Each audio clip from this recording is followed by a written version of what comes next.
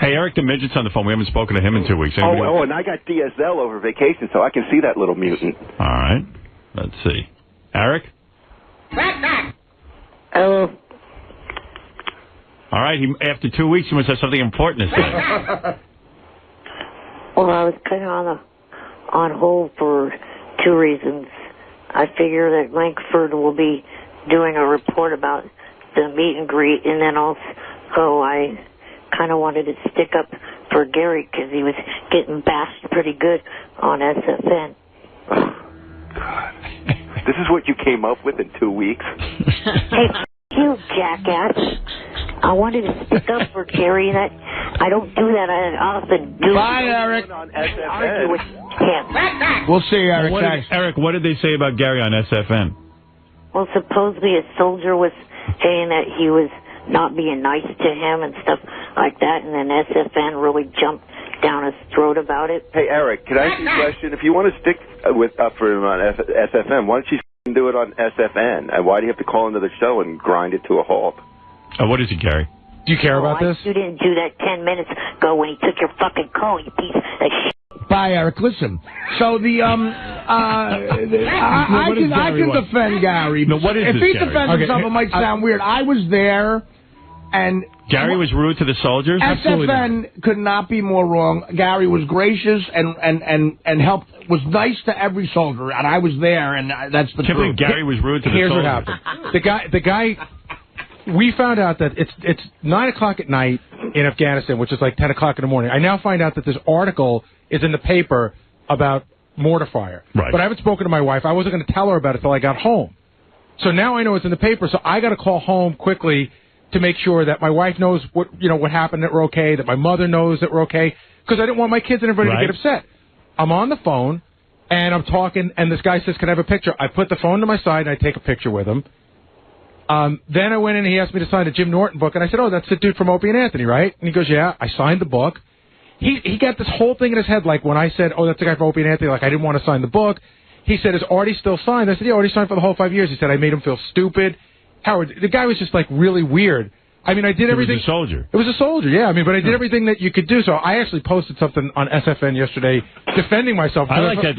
So were the soldiers on SFN in Afghanistan? Yeah. How did they? Because you get I was on the internet the whole time I was there. Were. Yeah, you get to wait online and everything. But I have to tell you that the guy posted this thing, and then it's just a barrage of. I mean, it got to the point where one guy said, Gary ruined Artie's trip because Artie went over to be Artie Lang, and Gary it up. Why is Gary over there? Gary's a fucking loser. Then there were pictures of horses with giant teeth. I mean, it was like Howard. It is like a avalanche. So Eric, you defended Gary?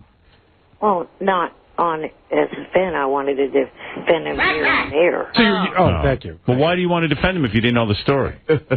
Well, I read the spread, I read his post, and I thought he did a good job of defending himself. Yeah, you mean from Afghanistan? You went No, I did it when I got home. I didn't see it. But the weirdest thing was the guy. So you posted on SFN? Yeah, I did. Wow. The guy emailed me when I got home. I should post on SFN. But Howard, the guy emailed me when I got home. And I emailed him back and I said, listen, I'm sorry that you felt, that I wasn't being there. I explained to him what was going on. I was making a call. And I said something like, listen, even though you hear me on the radio, I still have everyday problems. I was just dealing with it. And he sent me back this note. He goes, don't insult me by telling me people I hear on the radio have everyday problems. And then he posted all our emails. Wow. Why are you even responding to him? I don't know, just because it was such a great experience. And the third email I get is this, totally negative thing. It just but why would the guy want you to sign Jim Norton's book anyway? I mean, but I don't care. We signed anything. No, I know. Forget that. I mean, why would they want you to sign a book other than, let's say, your own book if you had one? I don't know the answer to that. Right. The guy asked me that we all signed it, and I don't know. The guy owned the book, and it was the only thing he had on him that he owned. So he said, "Would you sign it?" And we all said, "Okay, no problem." But it was like I said, "Oh, that's the dude from Opie and Anthony." Like it was an observation, not a right. I wasn't so bad. You're a bad guy. Yeah, he was all over me. Exactly. And like Norton is actually a friend of mine. He's a real nice guy, and that book is actually very funny. And he grew up a fan of this show. There's like no contention at all with him. Yeah, I think it was in the guy's head that there was contention. So look at Eric defending you. Thank you, Eric. No problem. All right, Eric. Thank you for the call. Well, wait a minute. What was the other thing? There's no such thing as saying goodbye to Eric. Right. He said he had two things on him. All right. What was your second thing, Eric? Well, I wanted to see if guys were going to talk about the meet and greet, but also What meet and greet? the meet and greet that I had on Thursday. Oh. No, we were going to hit that one today. Yeah, we were Oh, not my gonna... God. Howard's got that scheduled for next year. Howard, do you know about 1 million people during the vacation said the funniest thing Fred has ever done is when we had the conversation with Eric when no one showed up. He sold 0 tickets. Yeah. And Fred kept hitting 0.0 and interrupting him, and Eric went nuts. 0.0. That, of course, from the great film Animal House, saying... Eric sold 0 tickets? 0.0. Dean Warmer says it's a Bluto, played by John Belushi, and one of the greatest comedies What was ever. Eric trying to sell tickets to? Yeah, what was it? I don't know. Eric, what were you selling tickets to? It was a meet and greet event that I had before a Sacramento Monarchs game on Thursday. Oh, that's why there were no many people. No When people Eric- there. It was a Sacramento Monarchs game. 0. When Eric gets boring, it should be called a meet and sleep. Like, people go there and just pass out. Like 15 people came up to me and said that was Fred at his finest. Eric, They did could you not ever- stop laughing. Why would people want to meet you before something that you're not even doing? Yeah, they're not there for you. They're there for something. Eric does a meet and greet at like a Van Halen show. Retard. Yeah, Eric, they weren't meeting you. They were You are seeing Van Halen. What, Eric? You are retarded, Ralph. Shut the up. So, how many people showed up to your meet and greet? 0.0. Eric just goes to places where there's a lot of a crowd for something else And does a meet and greet. and That's stands kind of cool. though. Stands in front of them and meets them. Yeah. That's like he'd go to the American Idol show and go, okay, I'm here for a meet and greet. Yeah. Who are you? Like, he'll just go to like an OTB that has a long line and set up a desk and go, yeah, look at the turnout for my meet and greet. Yeah, that's a pretty cool way to become. You're like Paris Hilton. That's right. You just go to places where people will be. All right, and you go, hey, I'm here. Meet me. Meet I'm- So where was the meet and greet again? Welcome to the meet and greet. At the Arco Arena in Sacramento. Oh, and like you show up, even though it's How many people showed up, Eric? well, thousands. 0.0. They had lost counted about 50. 50. 50? So Were there at the people who accidentally at the walked game, 50 people lined up to meet you. They were lost. They were Well, lost. I said I lost count. No, Fred heard a different number. What was it, Fred? 0.0.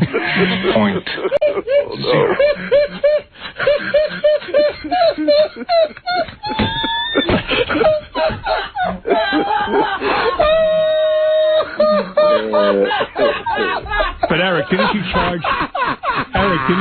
money for people to meet and greet you? The money also got them in. Wait, I can't hear your answer. What did you say? Wait, what? I said the money also got them into the game as well. So in other words, you bought a ticket to a game,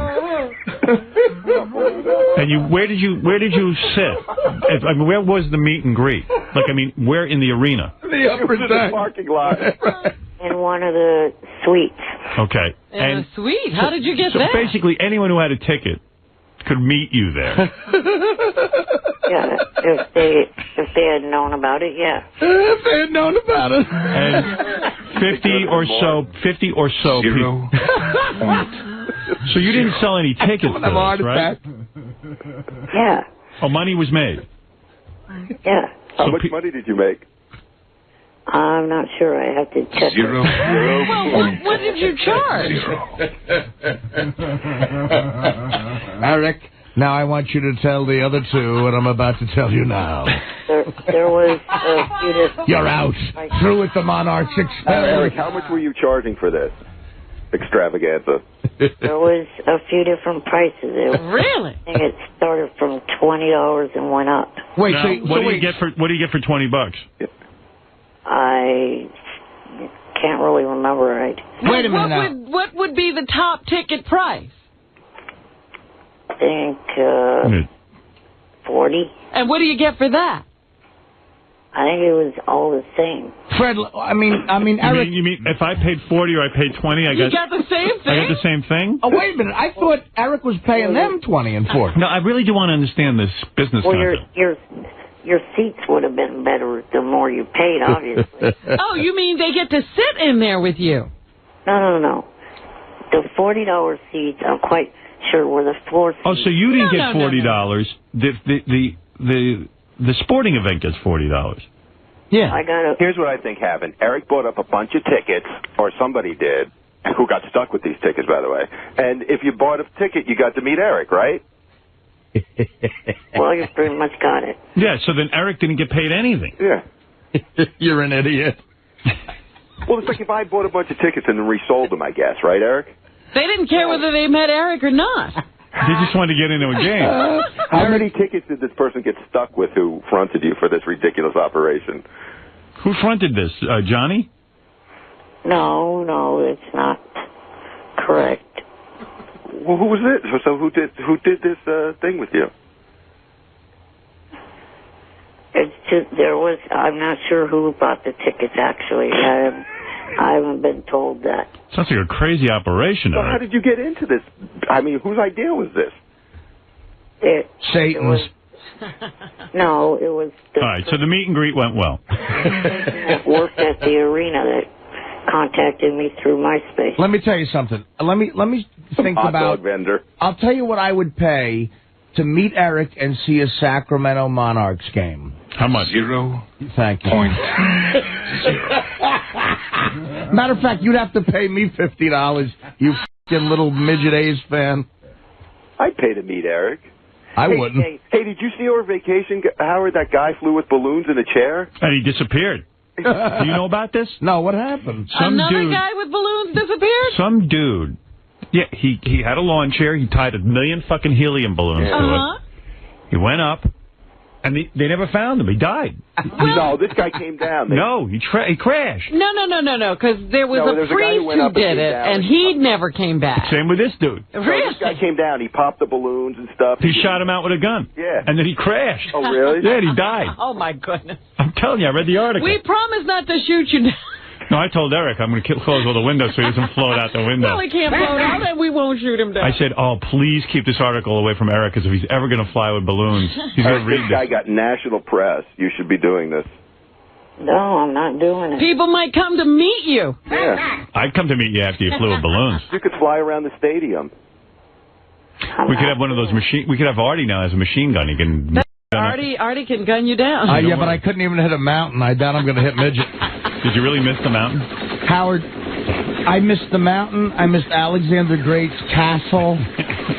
But you know what was cool? I could see my bullets hitting the sand. Yeah. And I was like, bam, bam, bam, bam, bam, bam. And then they saw these, the gunners saw these 3 barrels of shit that might be like fuel that the Taliban uses. So then they put the guns down and put the safety on, and they get out a handgun, I mean a hand rifle, and they go out and they're leaning out the helicopter, and they take And there you are firing a gun. Oh, there's me, yeah. Video of you. Oh, look at you. Look at Artie. Machine gunist first class. Howard, you know what? I forgot even that I wasn't in the States. This was so cool. Look, Wow.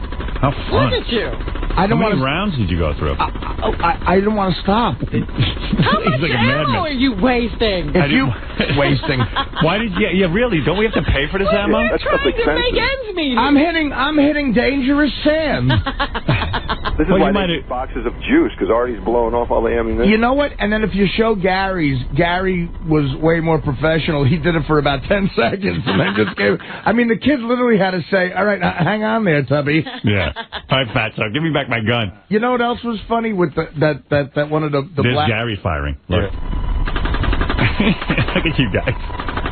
This is me taking video. Look at me, Wolf. I'm not bored now. I'm firing at sand. This is exciting. This is fun. See, Gary stopped already. Yeah.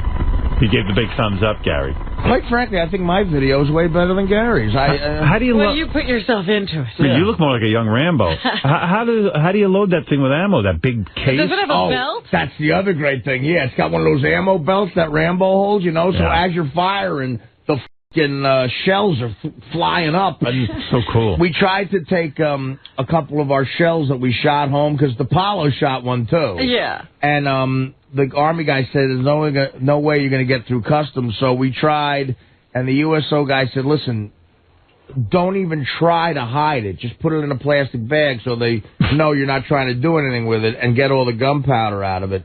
we went through customs in Kyrgyzstan, and you have to empty everything. Like, they do this massive search, and the guy said, no way, you can't take them. Yeah. So we couldn't get them over here. Too bad. But a woman soldier gave me her official hat. This is what they wear, you know, like one of those Norman Lear hats. And this is from an actual broad who's in the army. It's good for you. You're at your beach house, so you won't get any sun on Actually, well, yeah, like you wore this in Florida on the beach. Like I wear full military gear when I go out on the his beach. is much bigger than that. I carry a machine gun. You got the Norman Lear hat. Yeah. He's all camouflaged out. One more thing about the black Marine kid, because he was really a funny kid and he was f***ing with me the whole time. Inside the bunker, I said to him, hey, man, where are the toilets in here? And he said, you standing on it. Hey, thank you, Eric. It sounds like you had a successful meet and greet with more people than you could count. 0.0. Oh, my God, that's funny. All right, Eric. My point to defending Gary is I don't understand how you could support a website that takes pot shots. Nobody gives a shit. Bye. All right, thank you. Take care. Bye. When's your next appearance that nobody's coming to, Eric? Whatever, Ralph. Shut the fuck up. Check out the JFSC.TV tonight. Take care, brother. All right, thank you. It's Eric the Midget. What is this? That's the form you fill out to meet Eric. Meet Eric the Actor, exclusive pregame autograph session, a meet and greet with Eric the Actor. The first 100 fans to purchase tickets will receive a special limited edition Eric the Actor T-shirt. Oh, I have to see I want that. one of those. Watch the Monarchs face off against Western Conference rivals Los Angeles Sparks. Yeah, so I guess essentially you bought tickets and then you get to meet Eric the Actor. You know what makes me laugh? So one has nothing to do with the other. You know what makes me laugh even harder at what Fred's doing is if you remember that scene in Animal House, he goes to Kent Dorfman first, and he goes, Kent Dorfman, 0.2. Fat, drunk, and stupid is no way to go through life, son. And then he goes, he tries to say Mr. Blutarski, and he says, Mr. Blue, and he looks up at him, and Belushi's in front of his desk with two pencils hanging out of his nose.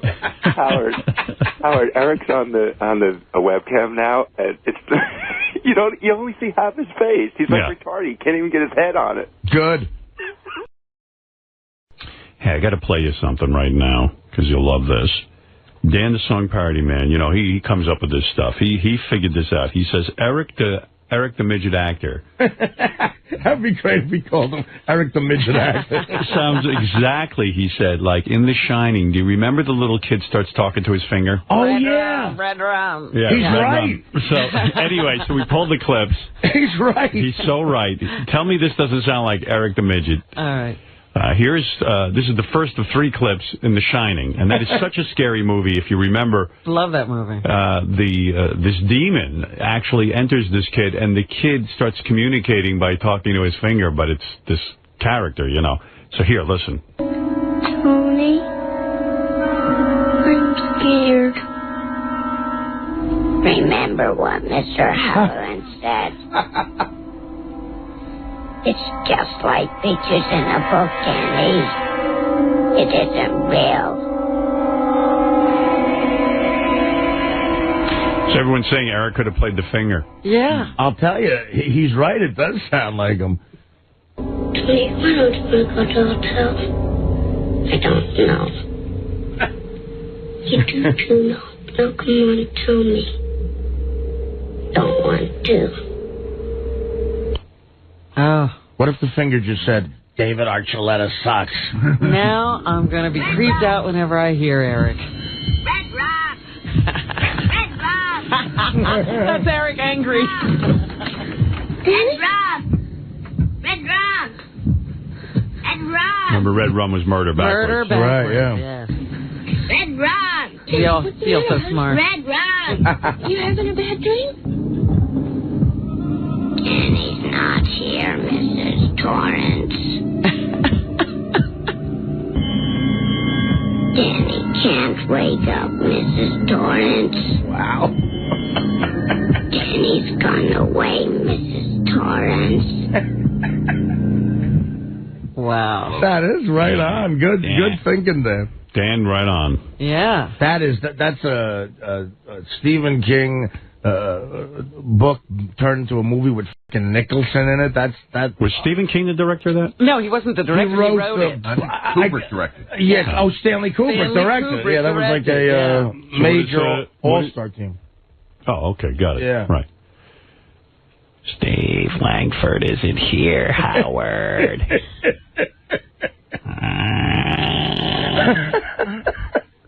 We got to have Eric sing Red Rum. I won't do it. Red Rum. Red That Rum. was crazy. Red Rum. Red Rum. Red Rum. Red Rum.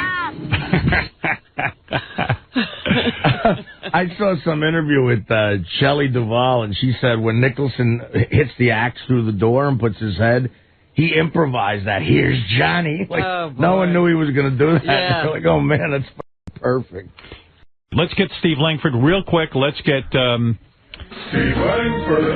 Hine, Robin, all set. All right, Steve, what do you have for us? Just some of the stories we're working on in the Howard 100 newsroom. Eric the Romeo, a tough-talking tattooed Texan who's 7'2", has Eric the Midget in fact been hiding out as the manic Marlboro Man under the moniker Romeo Blues on Stern Fan Network. 3 sources close to the ornery little guy claiming Eric's been masquerading online as Romeo Blues, a big old bad boy who just happens to spend a lot of time defending Eric the Midget and bashing his enemies.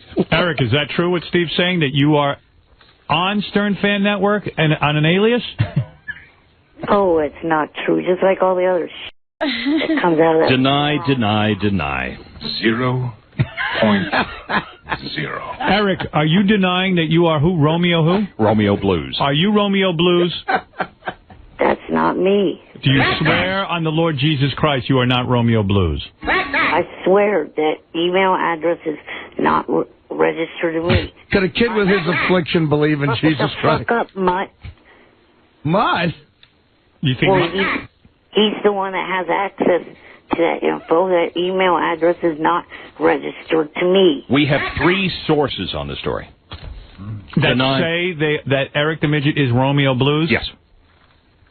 3 sources? 3 sources. How would they know? People close to him, people who know. That you say he's lying right now? Yes. Name him.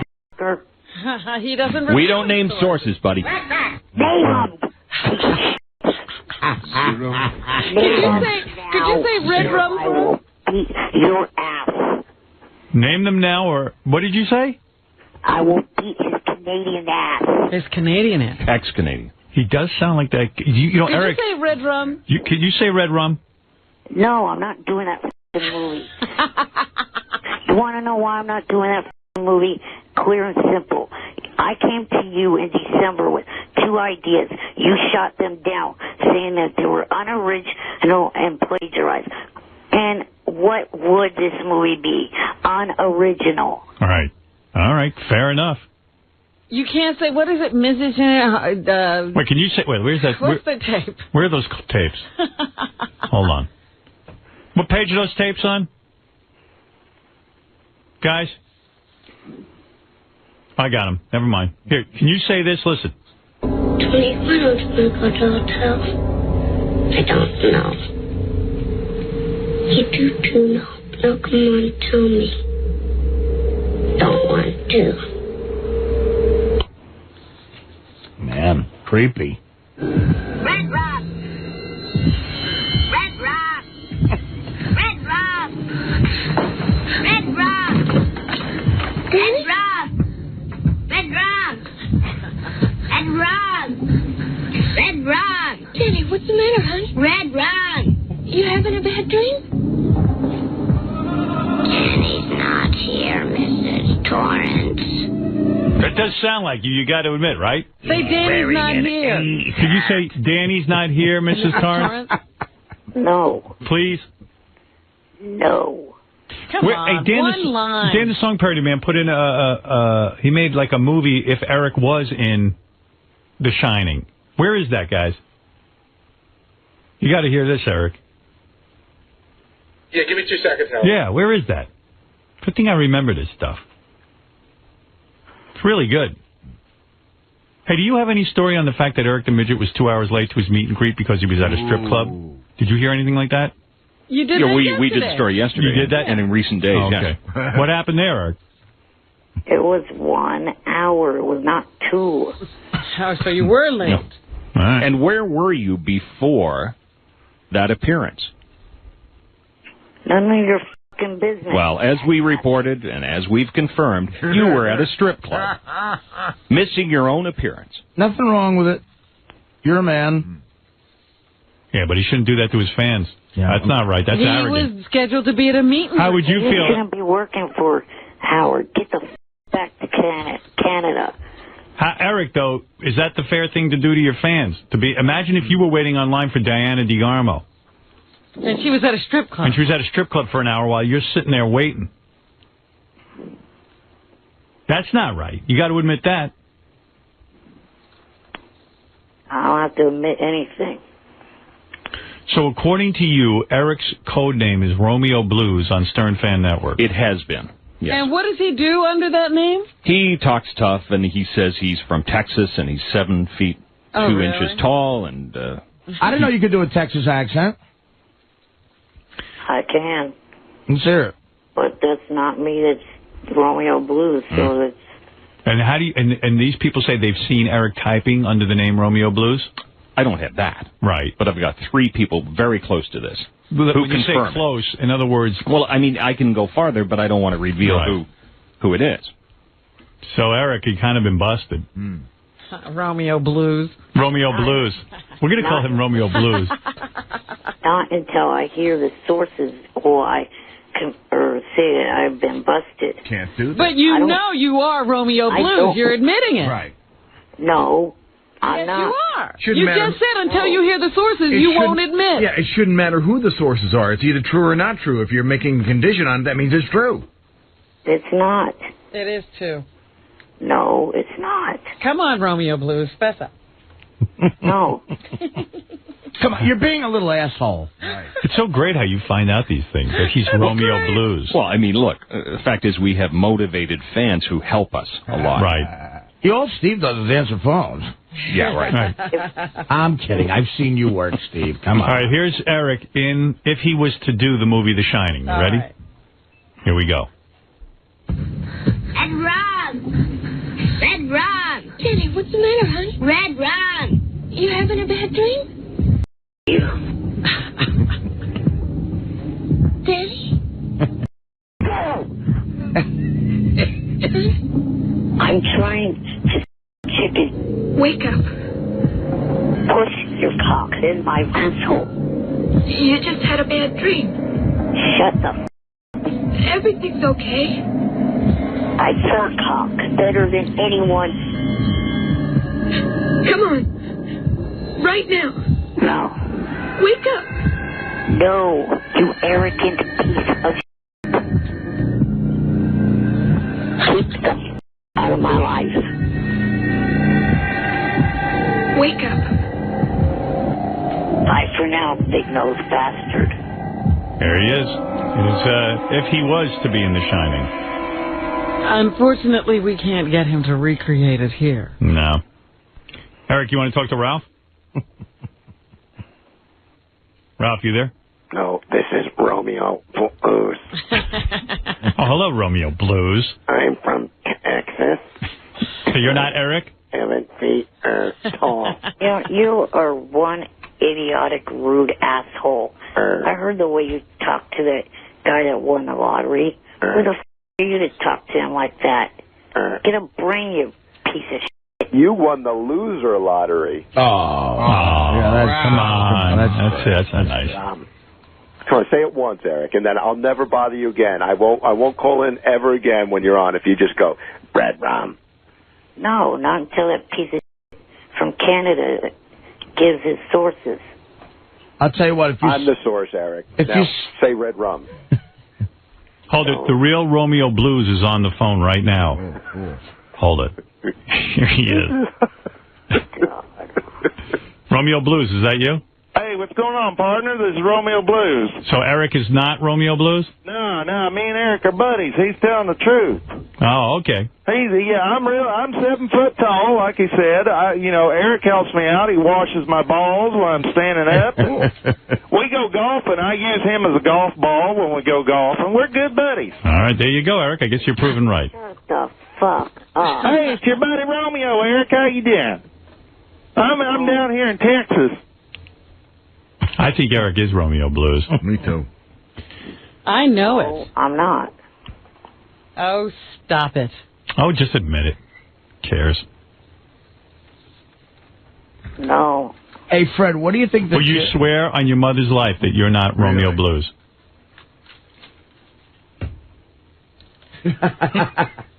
I've gone down that road before. That's not going to happen again. What are you What does that saying? mean? Swear on your mother's life you're not Romeo Blues. You'll have no problem doing that if you're not Romeo Blues. The account was started back in May. I hadn't gone to the stupid website till this past month. How's that possible? Have you ever posted on the Stern Fan Network under an alias? Yes or no? I have a perfectly good name that won't kill yet. So, why would I have to go to an alias? How do you know when Romeo Blues' account was started? Because he sent me the post after he made them. Why would he do that? To show me that he did it. Have you ever posted under an alias on Stern Fan Network? No. On the life of your mother, you swear? I swear. Do you swear on the life of your mother? I'm not swearing on okay. All right. You lying little... I'm not lying, though. What is it, Gary? First of all, you should know we're looking up all of Romeo Blues' posts, and they're all wildly supportive of Eric, you should know. And I'm going to give you one right here. Tell me that this isn't written exactly the way Eric speaks. Let me see. Are you that retard that you believe anything that is said about someone, asshole? Drop dead, you pile of... Oh, my God. How many times a day do you say drop pile of Eric? He says it to me 3 times a day. Yeah. I emailed. What we did was he sent me the posts that were done by the other people. I'd email him my response back to those people. He'd post them. Oh, so you gave your notes on it? All right. I got to move along, but thank you, Eric. I do have to go. Hey, Fred, what do you think the chances are he's not Romeo Blues? 0.0.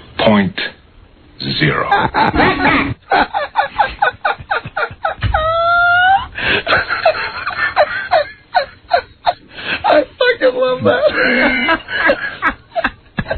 How many people do you think showed up to Eric's appearance? 0.0.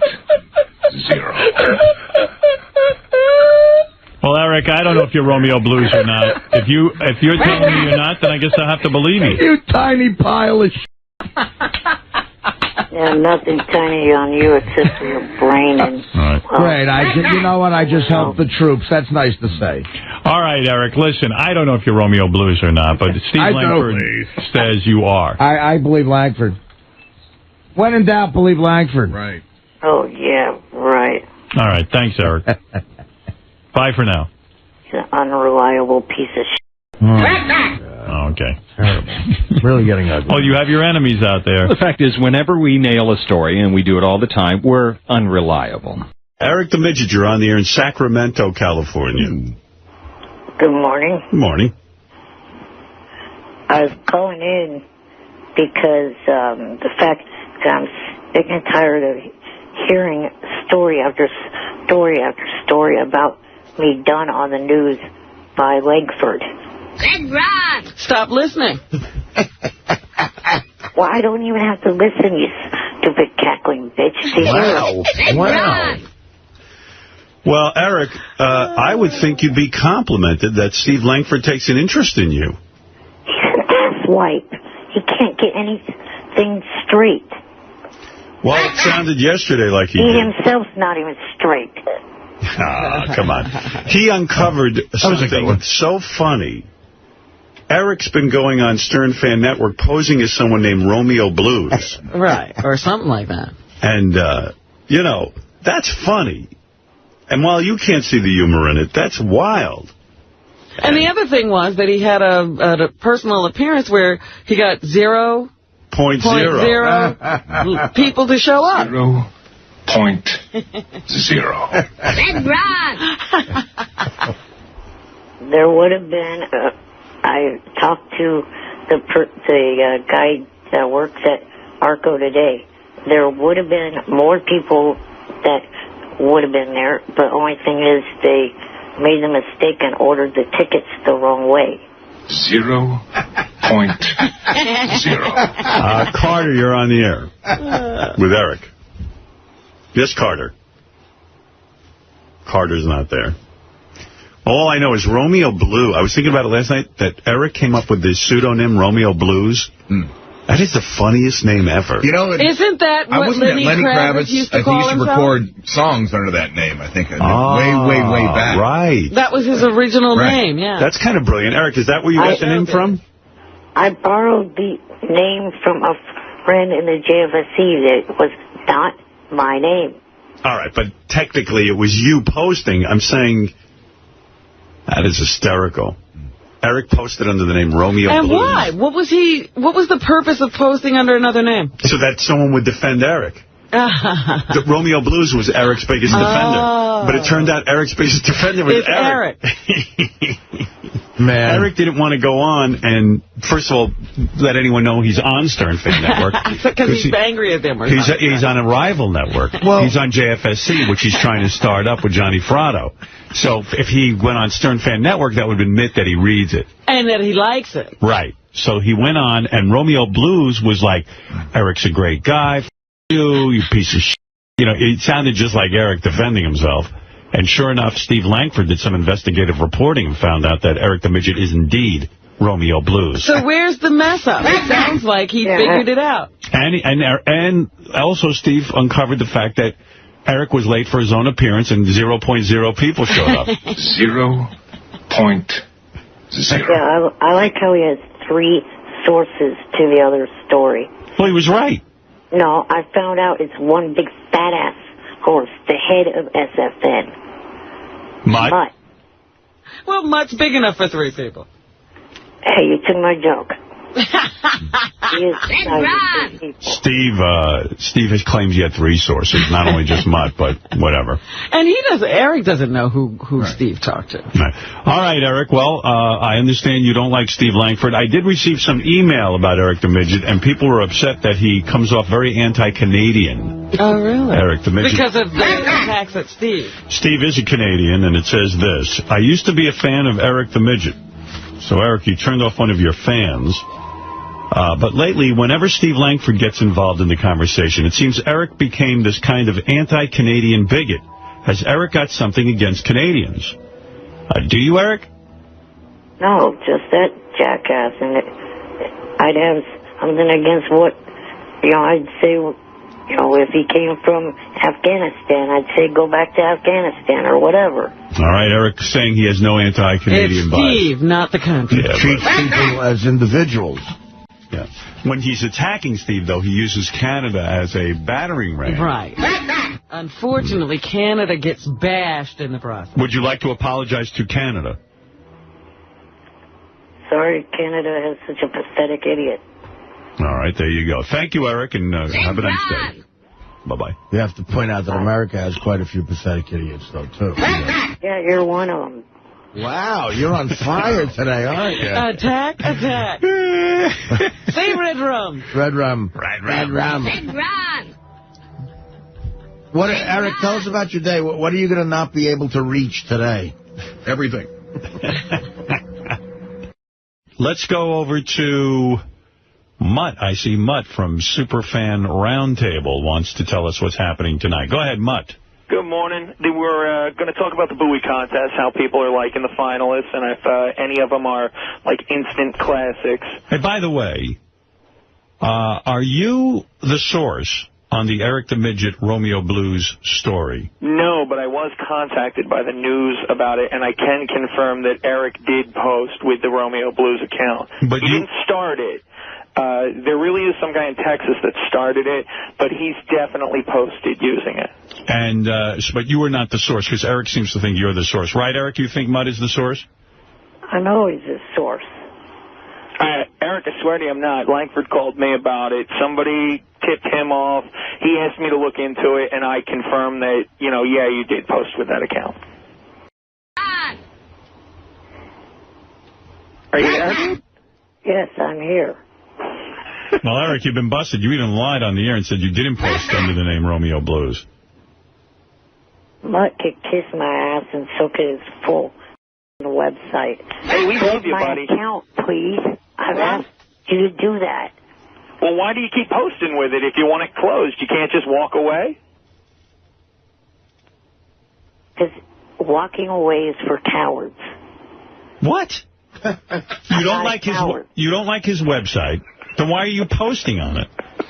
You love his website. I didn't do it for 147 days. I didn't go on that site. Yes, and you couldn't help yourself. You had to go back.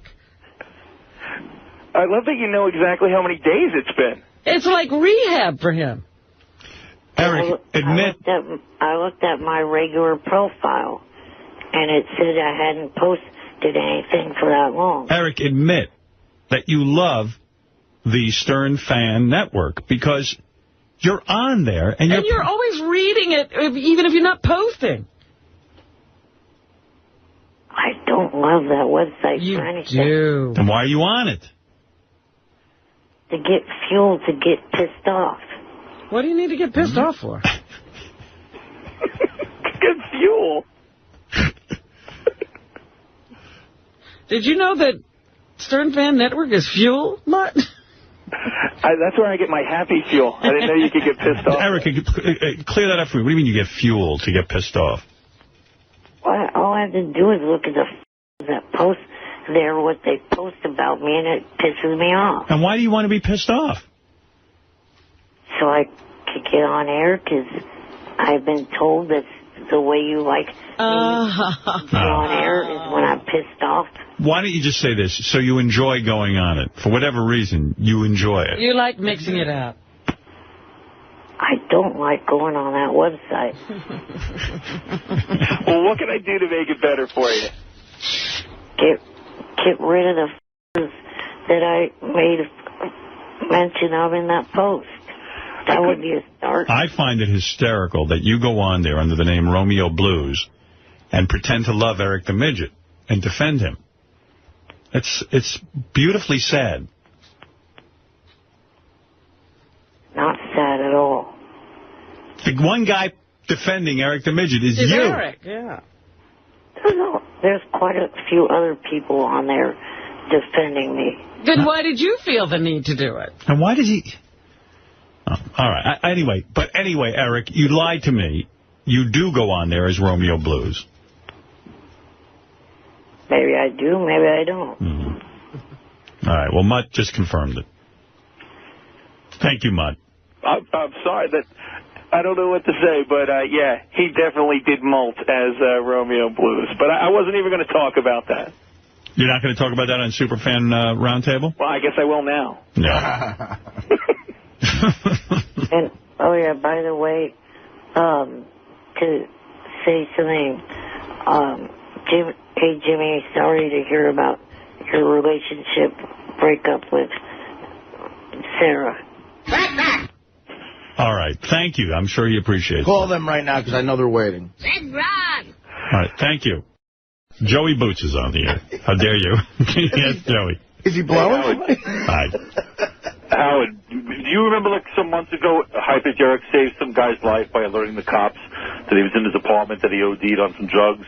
No, I don't. I don't know anything about that. Yeah, well, Howard 100 News ran some stories on it, and Eric was crying, I saved his life. You know, because the guy tried to commit suicide.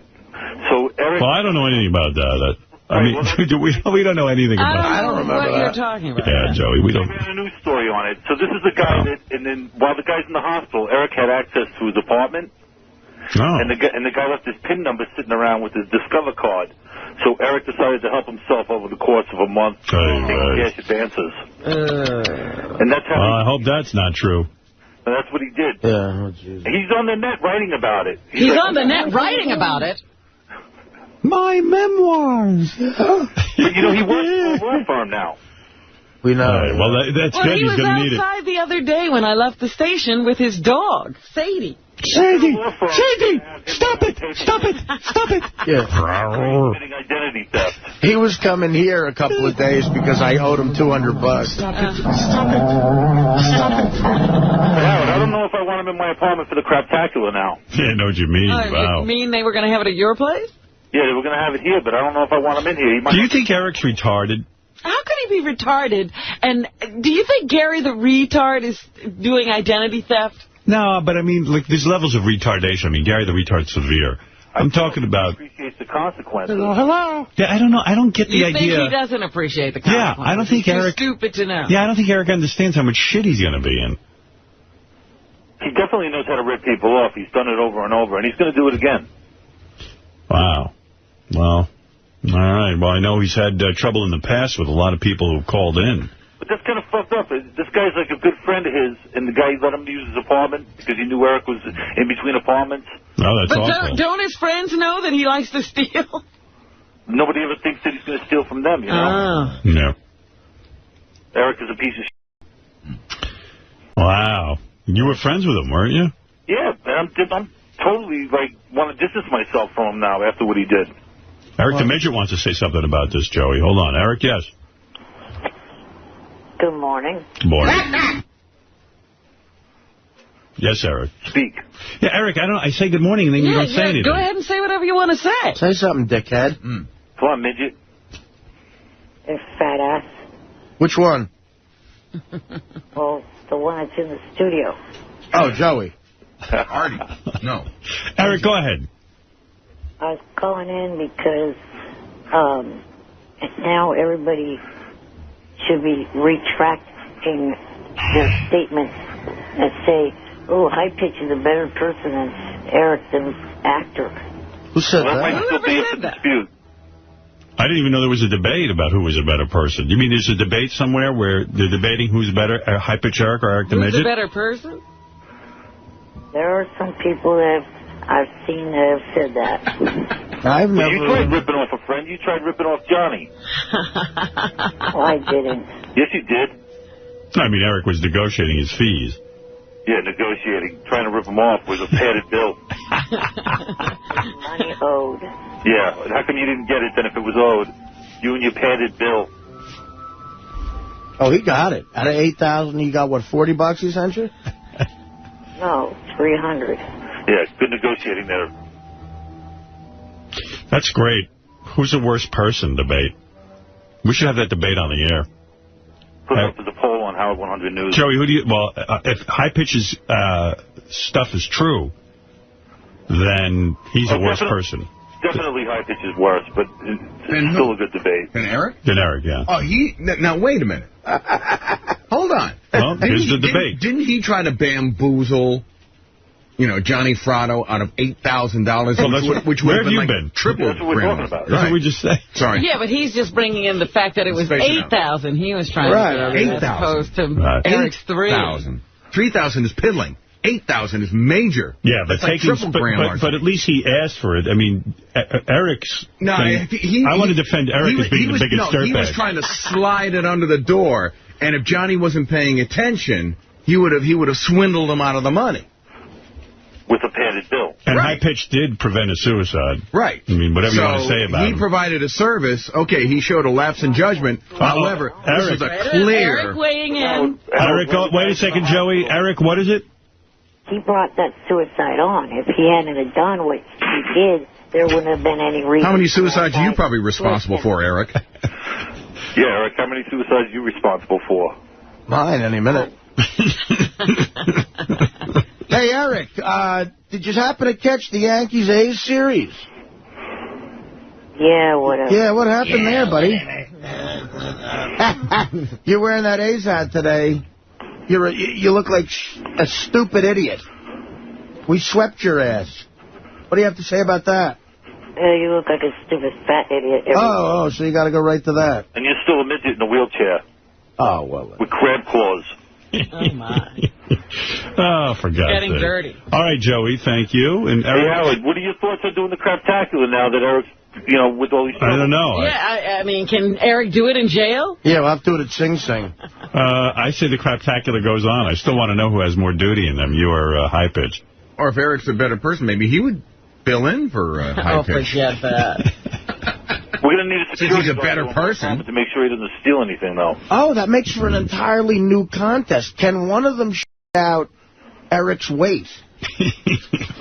All right, Eric, thank you. Joey, thank you. That would be so fun if we could get one of those big scales and put Eric on one side and the crap on the other. Oh, what a gross event.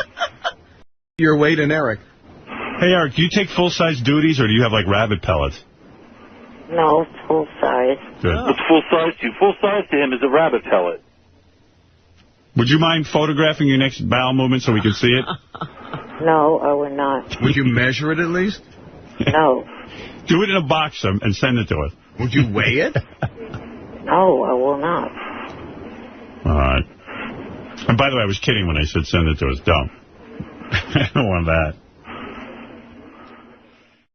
Hi, here is a guy named Steve Langford from the Howard 100 News Department. He is going to tell us everything that is going on. I've heard something about him. Here he is. Was it this? That's it. He's going to tell us everything that is going on in the world of the Howard Stern Show. Go ahead, Steve. Just some of the stories we're working on in the Howard 100 newsroom. Another day, another Wack Packer up to no good. Captain Jenks failing to show for a public appearance that paid him $300. A Pottstown, PA bar getting stiffed, then contacting Howard 100 News. Captain Jenks admitting he effed up, saying he will pay the money back. Well, there you go. Howard 100 News also investigating another possible case in which Jenks may have done the same thing to another bar. Oh, my goodness. Not Jenks. Not our Jenks. Well, he's going to give the money back, right? He says he will. All right. Meantime, a mysterious prankster is setting up a new website called eric-the-midget.com, which automatically takes you to the official website of the North American Man-Boy Love Association. Whoa. Hey, Eric, did you hear that? That's funny. Eric. Yes. You're associated with that? He's not. Some guy's trying to link him to it. Oh, jeez. Oh, give me a break, Robin. You are so stupid. Although, if I was in the Man-Boy Love, let's say I had this affliction where I was, so disturbed that I loved young boys, I would have an affair with Eric because Eric looks like a young boy. Yeah. And he's of age. So he would actually be perfect. But with that voice, could it really, he'd have to change his voice. Can you sound like a little boy, Eric? I don't know if I can or not. I'll give you an acting assignment. Pretend you're 7. Let me hear what that would sound like. I'm not going to do that. Perfect. Well, then I would not even have him talk. Yeah, gag him or something. Gag him and then have my way with him. You're a real shit, Eric. Come on, play along. Yeah, after I spent about 2.5 hours waiting for you guys to pick up, you'd never have to wait. You expect what? You expect me to do something that you want me to do, right? But you never have to wait, Eric. We want you not to call in. You do that every day. I spent less time in the dentist chair last week, and it was less painful. Oh. Wow. Well, anyway, then why do you listen every second to every show? And why do you hang on the phone? Hang up. Because I had an assignment. An assignment? What, to act like a jerk-off?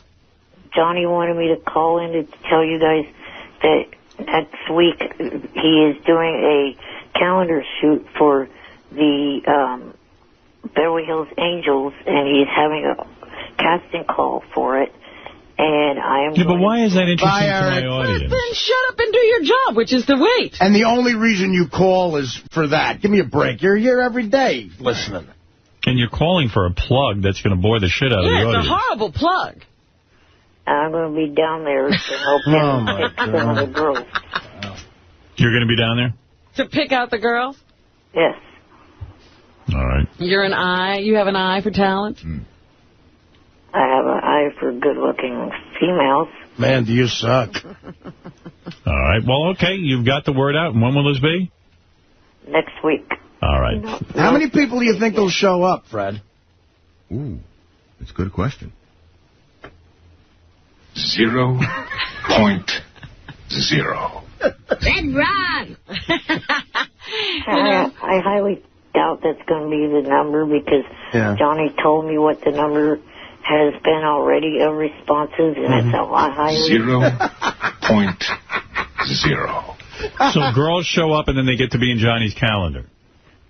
Yeah, that's the plan. Well, if Eric picks them, because, you know, he's very good at picking out good-looking women. And the girls get paid, or it's a free job? I'm pretty sure it's a paid. I mean, all right. I didn't get told if there was or not. Right. So you don't know for sure? No. I think if it's a paid job, you'd see a much higher caliber woman show up to be in the calendar.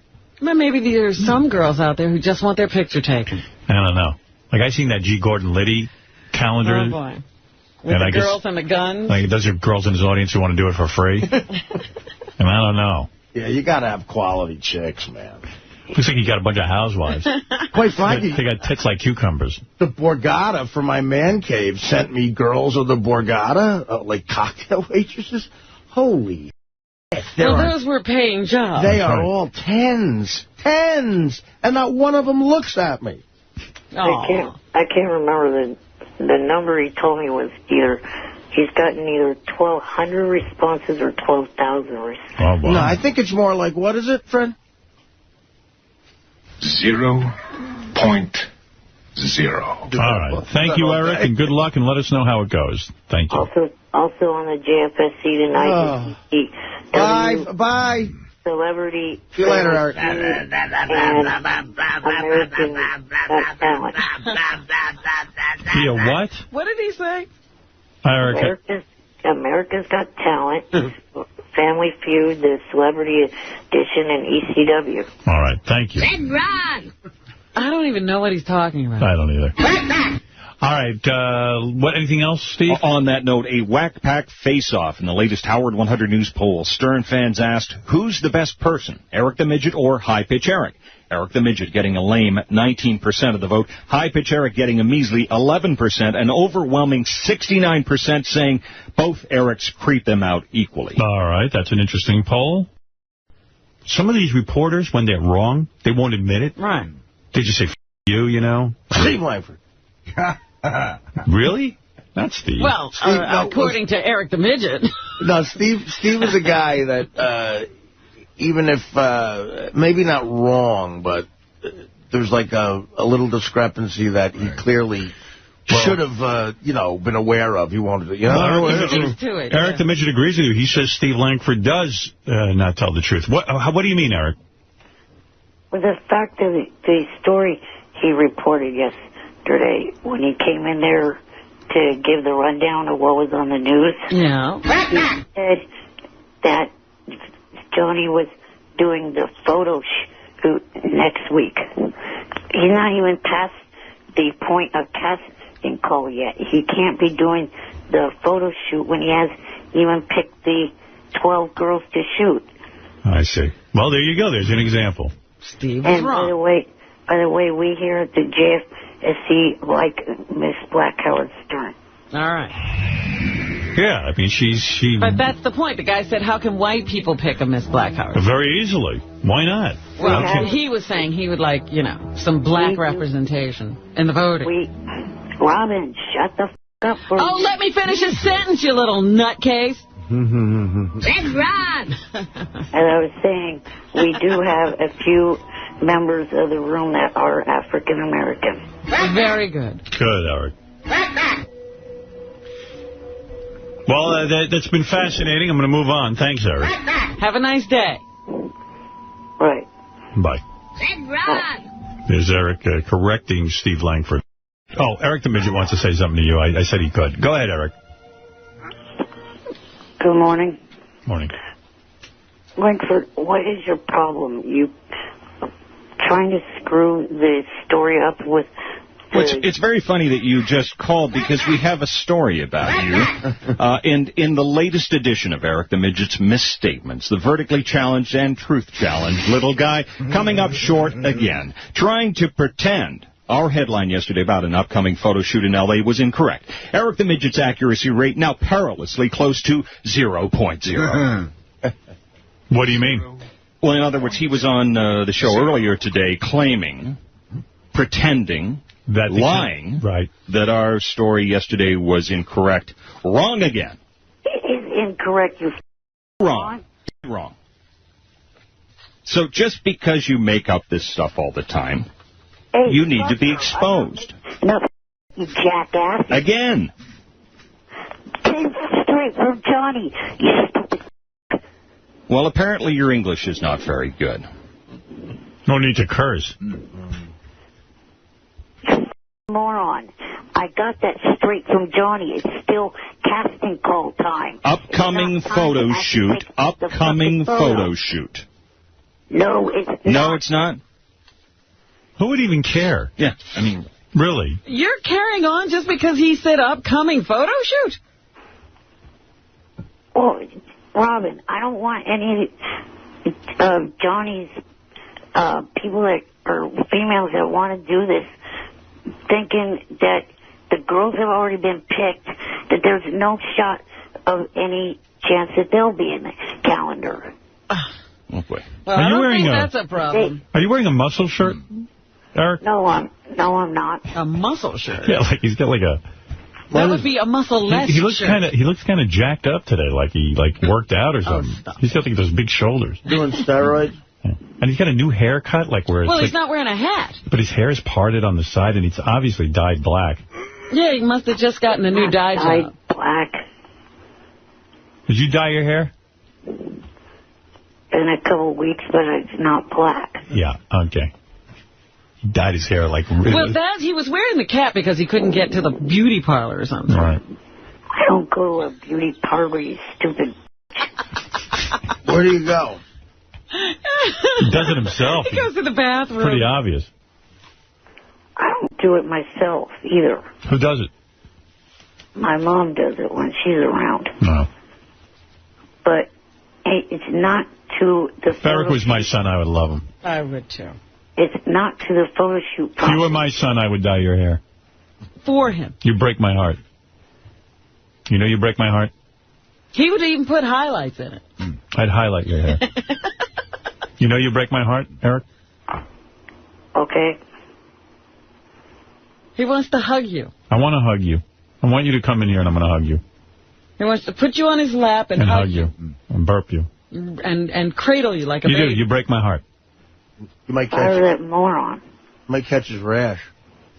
No, I don't think that's contagious. You think I could catch that? Yeah. I'd make you the king on my chessboard.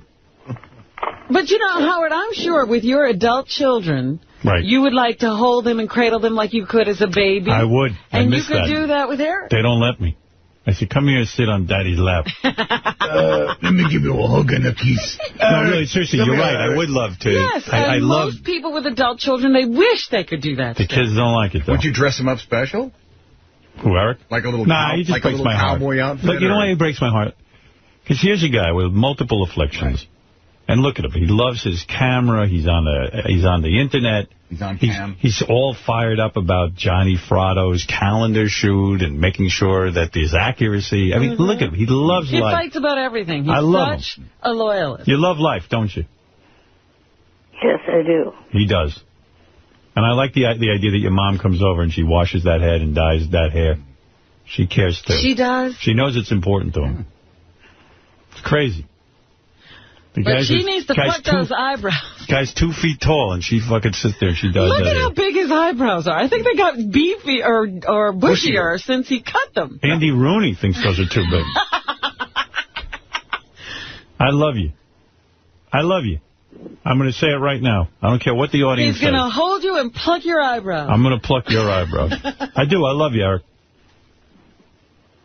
Well, if you do, fire Langford. Oh, that's not nice. That is vindictive. You know what? Strings attached. You don't have to be ugly. You're a butterfly. Fly. Yeah. But I'm not too crazy about you. Artie has no feeling for you. For me, I love you. Well, I don't have any feeling for that fat ass either. Ooh. All right. Well, all right. Steve says you're lucky I'm a sleeper. Steve says his story is accurate and he stands by it. Sorry, Art. It's not accurate. Bye, take care. Langford's had a pretty good track record recently. Always. I'm picturing that mother will dye in that hair. Now, are we speaking to Eric or Romeo Blue? Are you still Romeo Blues? Or have you stopped that shenanigan? Never was. Eric, who's the liar now? I got to call you out on that. You did post under the name Romeo Blues. And what about that $8,000 bill to Johnny Fratto for services unrendered? You were Romeo Blues. You can be honest about that. You don't have to lie. As long as that idiot is honest that he has the wrong story. What? No, he has the right story. There's a calendar.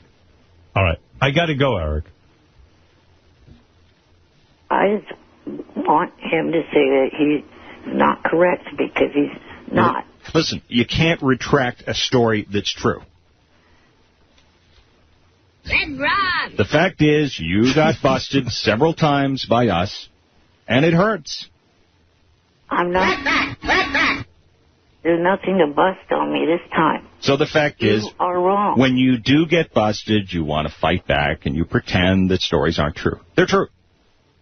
Not this one. Oh, yeah. That is true. Every time so far, Yeah, Steve's been proven right. Steve's been pretty good on this. He's got an incredible track record when it comes to you.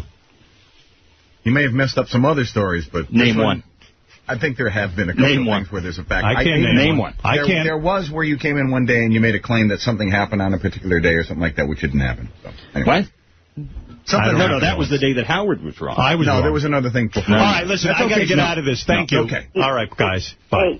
Hey, even my co-host for the Idol show is saying that they are still taking applications. It is still in who said otherwise? Casting process. Nobody said otherwise. Have fun. I don't want Johnny to be getting any cancellations because the girls are believing your dumbass. Johnny gave us the story.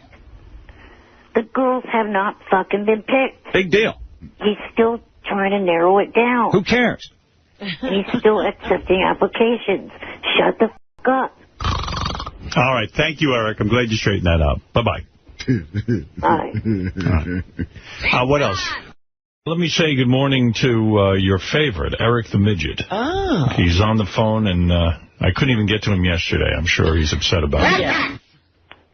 Eric, hello, and what can I do for you? Well, I had a couple questions about the merger. I'll answer what I can, but I really don't know much. Go ahead. Well, I was just calling because I want to know if now that the deal is completely done, are we going to have to listen to you talk about it as much as you had in the past? I actually don't think I talked about it a lot, Eric. I kind of didn't think people were that...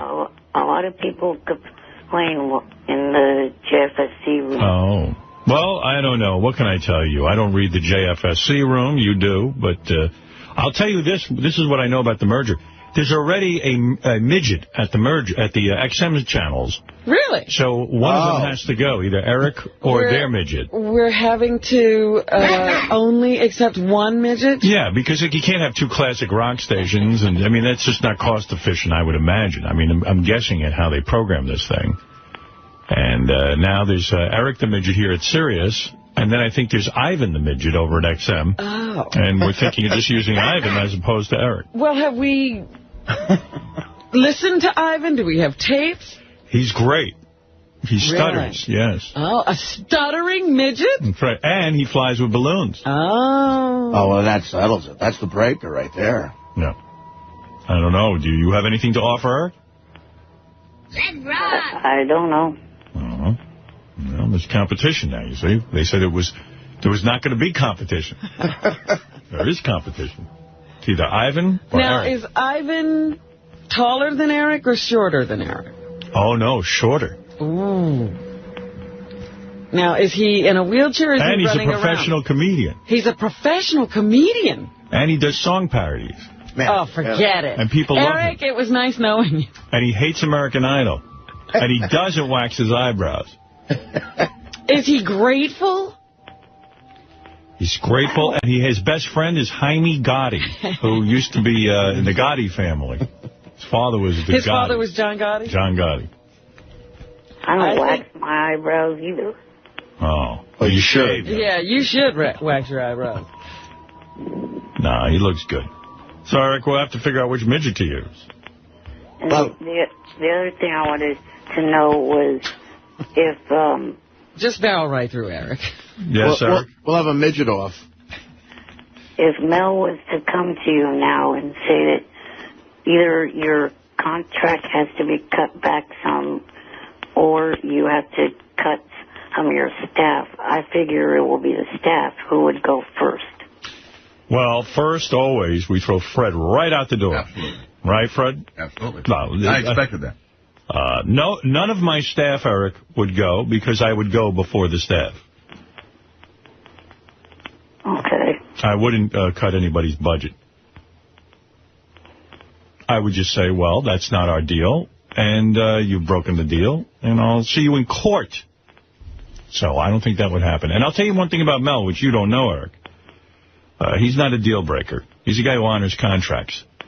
Very honorable guy. He never pulled shenanigans with anyone that I know of. I don't mean just me. If he makes a deal, he sticks by it. Right. He's not a scumbag.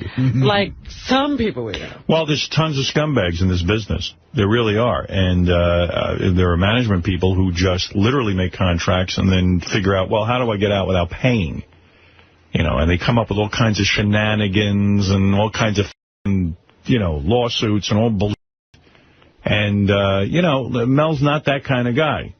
Makes a deal, he's a man of his word. I mean, every single deal that I've seen him make, not just with me, he has lived up to. He's he lives in rarefied air among the scumbags I've dealt with. Right. I find him to be very honorable. I was just hoping that this would lead to both Shuley and Langford leaving. I see. If Mel cuts back, what about Shuley and Langford? Well, that would save $14,000 a year. But you got to begin cutting somewhere. What could we do with that? Right. Yeah, and then, if you want to get it up to $20 a year, you could cut J.D. as well for all three. So that's a lot of money. You think we spent $20 on those three people together? I didn't realize it was that much. That's without J.D.'s bonus. All right, Eric. Does that answer everything? Yeah. Thank you. He doesn't even seem to care about the answers. He likes to get at his questions. I think he's the mouthpiece for the JFSC, and those were burning questions on the board, apparently. You know what, Eric? Whatever I talk about, whether it be the merger or politics or sex, or there's a contingent of people out there who feel I shouldn't speak about whatever I'm speaking about. They don't appear to like the show. Eric certainly does. He listens probably to the replay as well as live almost every second of the show, and he doesn't like it. The only time I listen is when I'm on hold. Mm-hmm. Really? But you're on hold 4 hours a day. Yesterday, I noticed you were on hold for the entire show, almost 5 hours. The show went till 11 o'clock. Right. And you called in the 6 o'clock hour, and I saw you on hold. Right. And I experimented yesterday. I sat there and said, I wonder how long Eric would hold on. And through the whole show, I noticed in the 7 o'clock hour, Eric was still on. 8 o'clock hour, Eric on. 9, 10. Finally, at 11 o'clock, of course, we clear the phones. So you hear quite a bit of the show. And it's not only when you're on hold. I think you're lying. I think you're being disingenuous, because there are times that I'll be on the air and you've already been on, and I assume you go back to bed, and then there you are again 2 hours later commenting on what we've just been commenting on. See, I don't think you're being genuine. Oh, I don't go to bed, but when I comment on something that you talked about, that's due to the fact that someone in the room told me. Someone told me you were passing out in front of your webcam yesterday. Passing out? That's what they said, and he had a giant red zit on his chin. Let me take a look. Is that true? You had a big zit on your chin? Yeah, there you go. What are you wearing? All green today? Yeah, A's. Yeah. The A's. The A's. The A's. Yeah, like your team did so great against Boston Sunday night. Well, look at the size of that zit on It's almost like another head. That is a big zit. I think that zit's weighing you down. I see you trying to cover it, but he had his hand over it. Now I could see it. I mean, between the green clothes and the red zit, he looks like a Christmas ornament.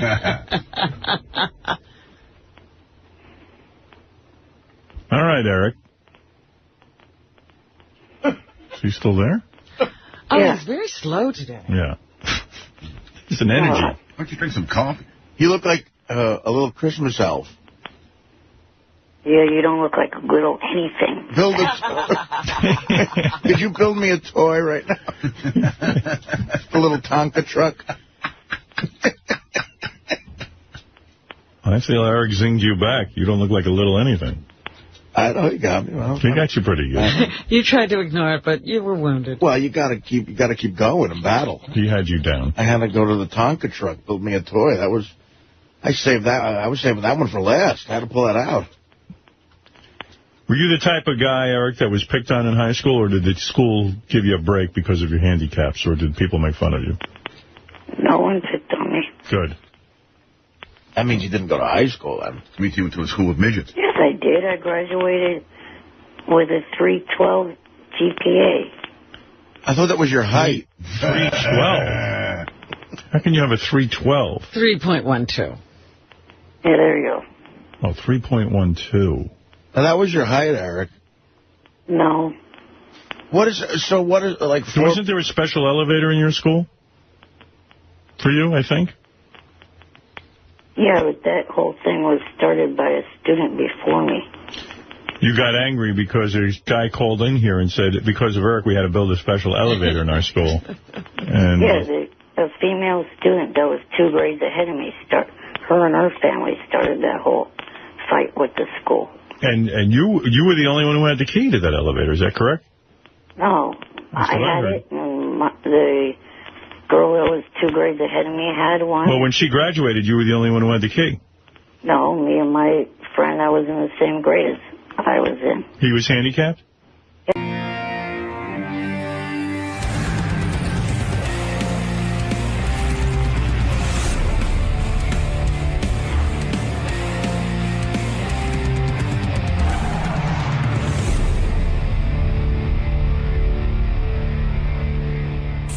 What's going on? Mark McGrath is here. That's what's going on. Is that all right? Old friend of the show. We're going to bring him in. Absolutely. You sure? No, I'm agreeing with you. Absolutely. He's an old friend of the show. All right, good. I'm glad. All right, you ready, man? Yeah. Hey, what's up, Mark? How you doing, brother? Good. How about yourself? So nice to be in the hallowed halls of the Howard Stern Show. I listen every morning. So does Rodney. And it's just, it's like coming to Graceland. It's my Graceland. It truly is. Look at this. Ronnie meets you. Ronnie actually meets you at the elevator. It's Graceland, except Elvis is still alive here. Good point. Good point. We get to celebrate our king here at the show. Oh, look at him. Hey, Lisa, how you doing? Good to see you. Hi. He's so cute. I should at least make it.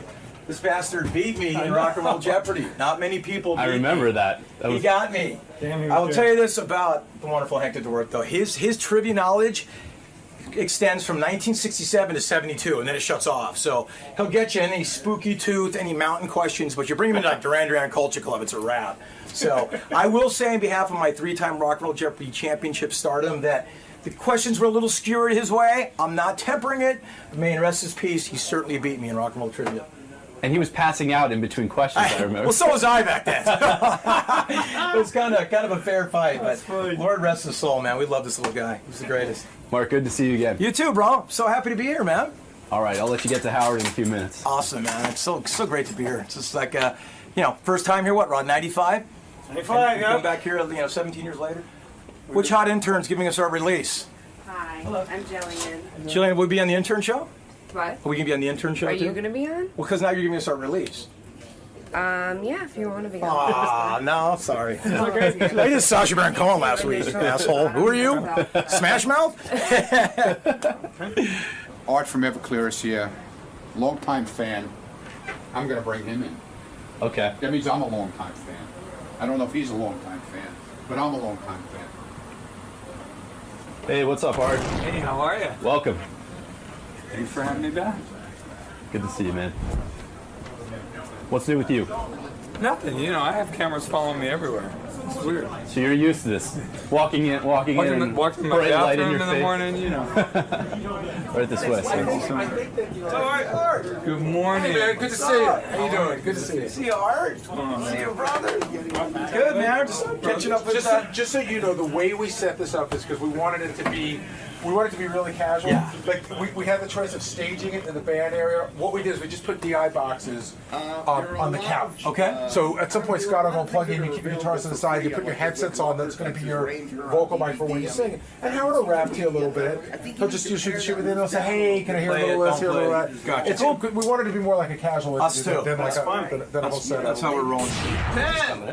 So Everclear, the list of hits there. Okay. He's got a great bio though. So his dad walked down on the family. This is Everclear's? Yeah, this is the guy Art. Hold on one second. So the child support thing is great because his father would intentionally move to states where they didn't enforce child support laws, so he wouldn't have to pay the mother.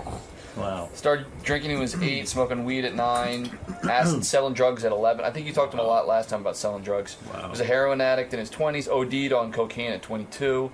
His brother died of heroin when he was 12, and his girlfriend died that same year. His brother died of when a heroin brother was overdose. 12, or when Art was 12. He tried to kill himself that year. He jumped off a pier and had sand in his pockets, you know, so he'd float quicker or sink quicker. And he said he heard his brother tell him, "Now's not your time," so he saved himself. Mark, you know, the Summerland tour, it's all like 90s bands. So I'm wondering who's headlining out of Sugar Ray and Everclear. I assume Sugar Ray, but Howard, he told me an interesting story. We were just talking about this again. There's a park near his house.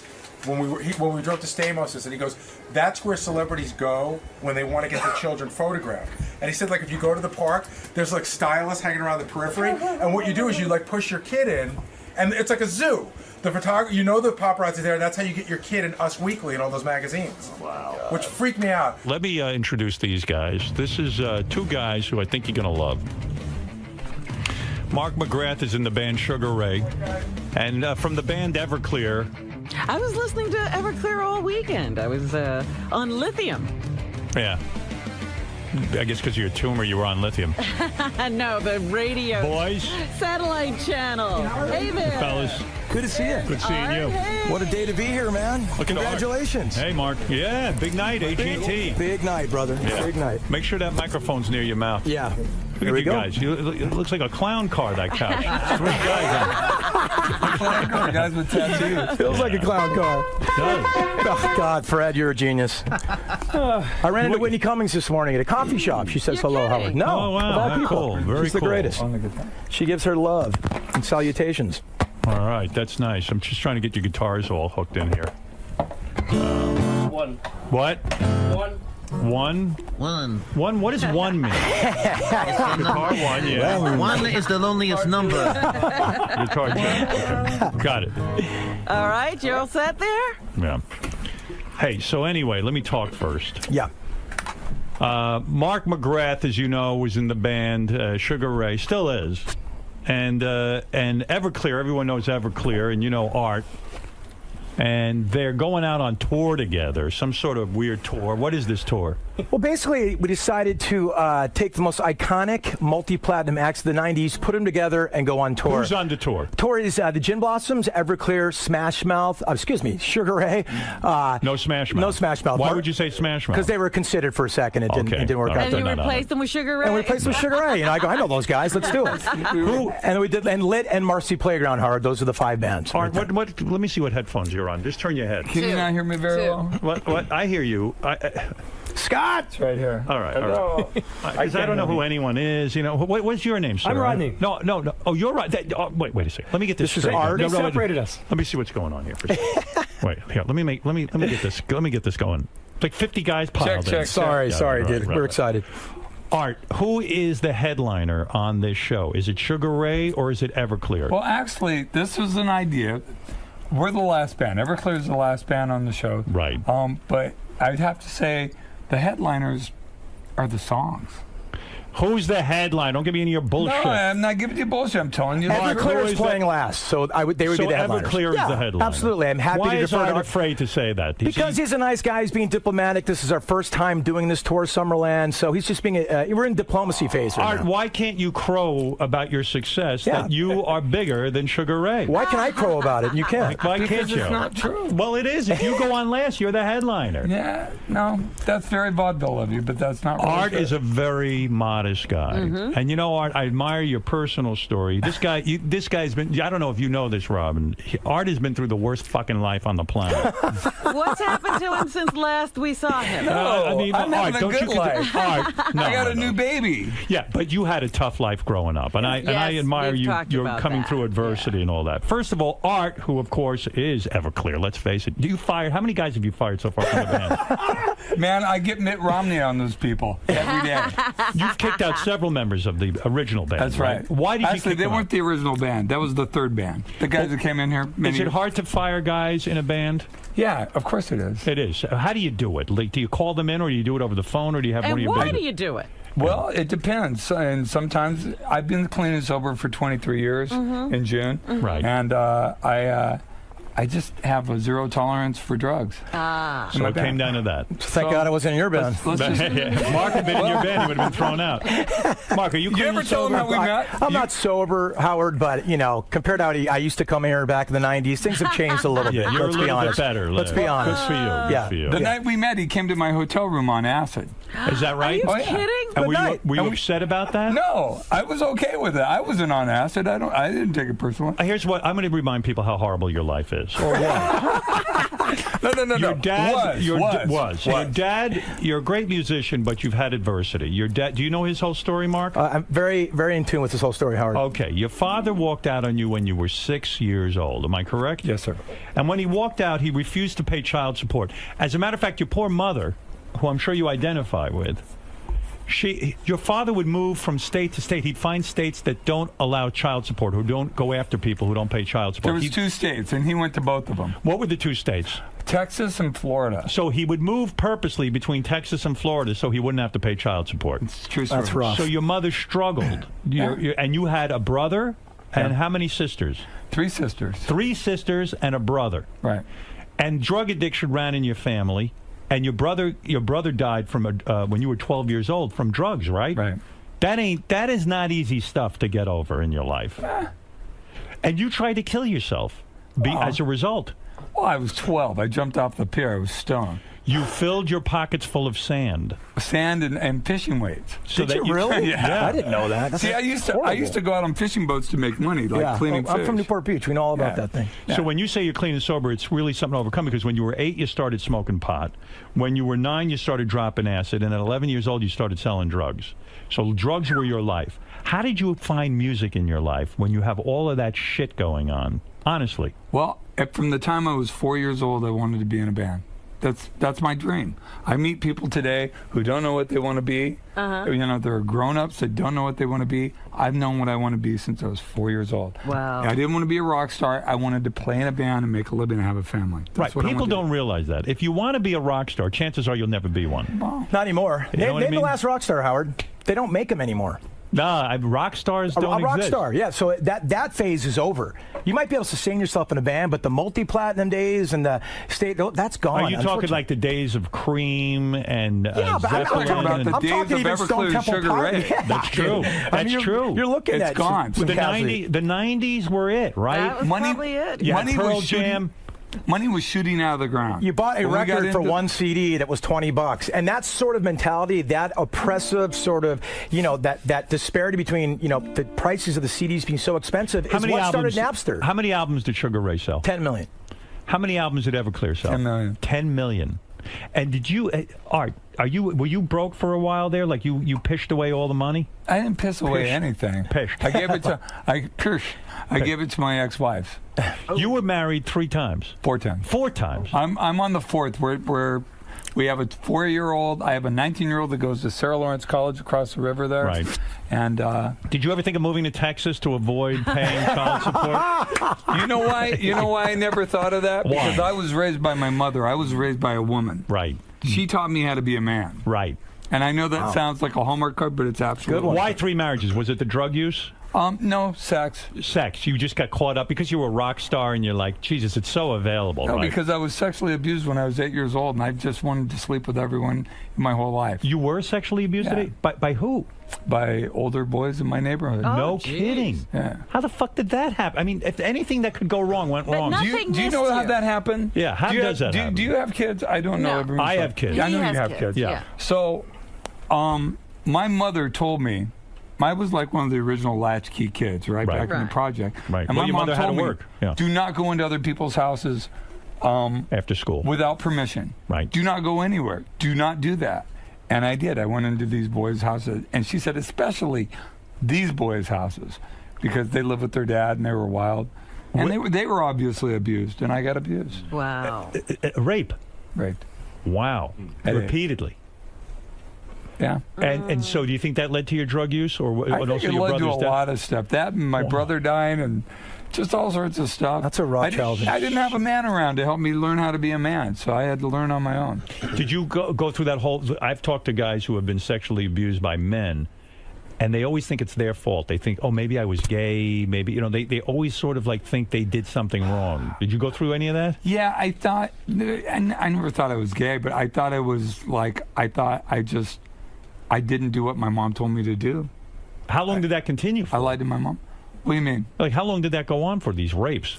Just that afternoon. That one time. He didn't keep going back to the house, Howard. He learned after that. No, that's good. I mean... Obviously, I have something in me that learns from my mistakes. I figured you're a dopey kid. You keep going back. You know what I mean? You guys won't do this again, will you? Did you report them to your mother, these boys, or were you ashamed? My mother died in 2006, and I never told her. Wow. Right. Well, she didn't need to know that. It would have upset her. It would have upset her. For the better. Yeah. She didn't need to know so. that. I think it's for the better. Because she would have took it on herself, and it wasn't her fault. It was my fault. Do you still remember who they are? Have you ever thought of confronting them at some point? I know a lot of people do that to have some sort of closure. Well, I don't know if you know anything about the whole 12-step process, but going through the 12-step process, you make amends, and you also confront people. And I had no way of confronting these people when I went through the steps. And actually, I'm at 23 years. I'm getting ready to start going through the steps again. I need to do it again. Why, are you feeling tempted to go back? No, I'm not feeling tempted. I just feel like I need to make sense of the last 10, 15 years, because even though I haven't drank or done drugs or anything like that, not even caffeine, right?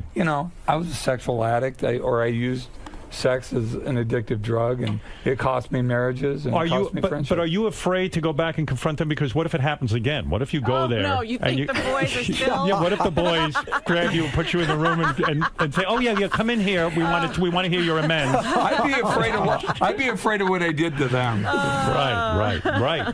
No, I mean, listen. I grew up in a black neighborhood. I was the one white kid in a black neighborhood. I learned to fight at an early age. Right, I know what that's about. Yeah. I know you do. Yeah. And it's just like, I'm not worried about that. Were these black gentlemen or white gentlemen? No, without getting specific, they weren't black. They were not black. No. They were white guys.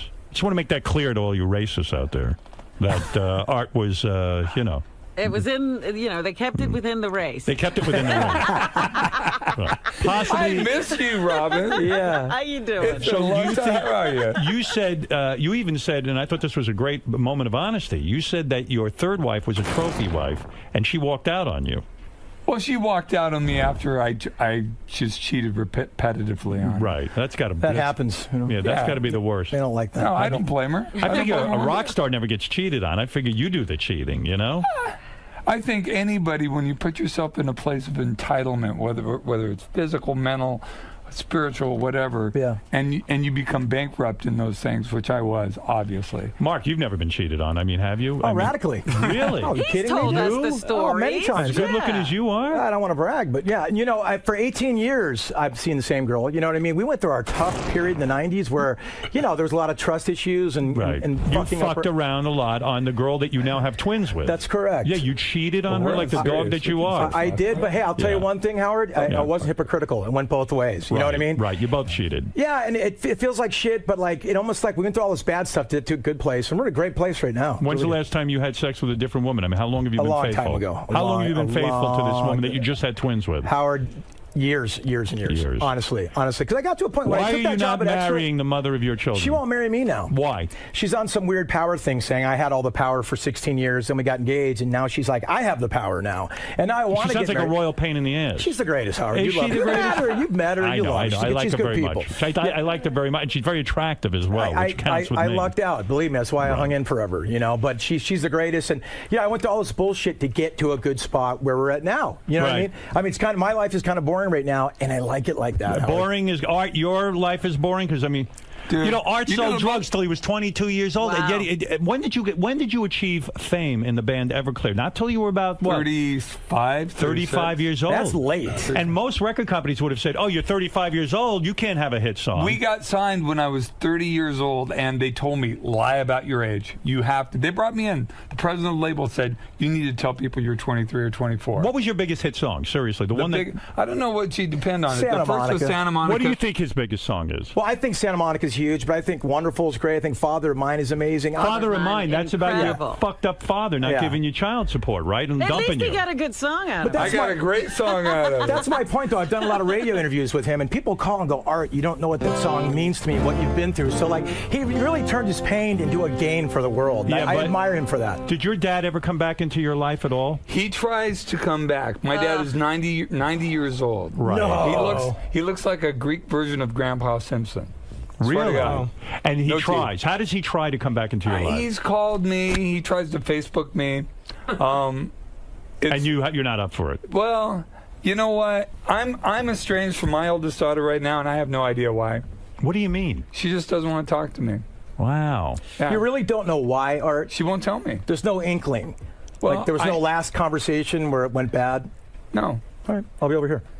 No, I mean, right. I have. Well, sometimes kids go through that kind of stuff. Well, especially did you try to reach out to her? Yeah, and she just basically wants her space. She wants me to keep giving her money, right, and paying for school. Does that then make you're in touch. Does that make you resentful? Like, do you feel bad paying for I don't feel resentful. I feel sad. Man, come on, you got kids. It's a hole in my life right now. Right. It's going to work itself out. How long has that been going on? A few months. Could write a good song. Yeah, stuff like that happens. Give her space. That's what I'm doing. Yeah. Look, she's right there, and I didn't even call her. Yeah. Right. You know? So whatever. Is that what he should do, or should he just call her and say, hey, come on? What do we do? No. If she says she needs space, one of the things is people not being able to get what they want. Right. If she's asking for something, give it to her. Right. That way, she can come to you.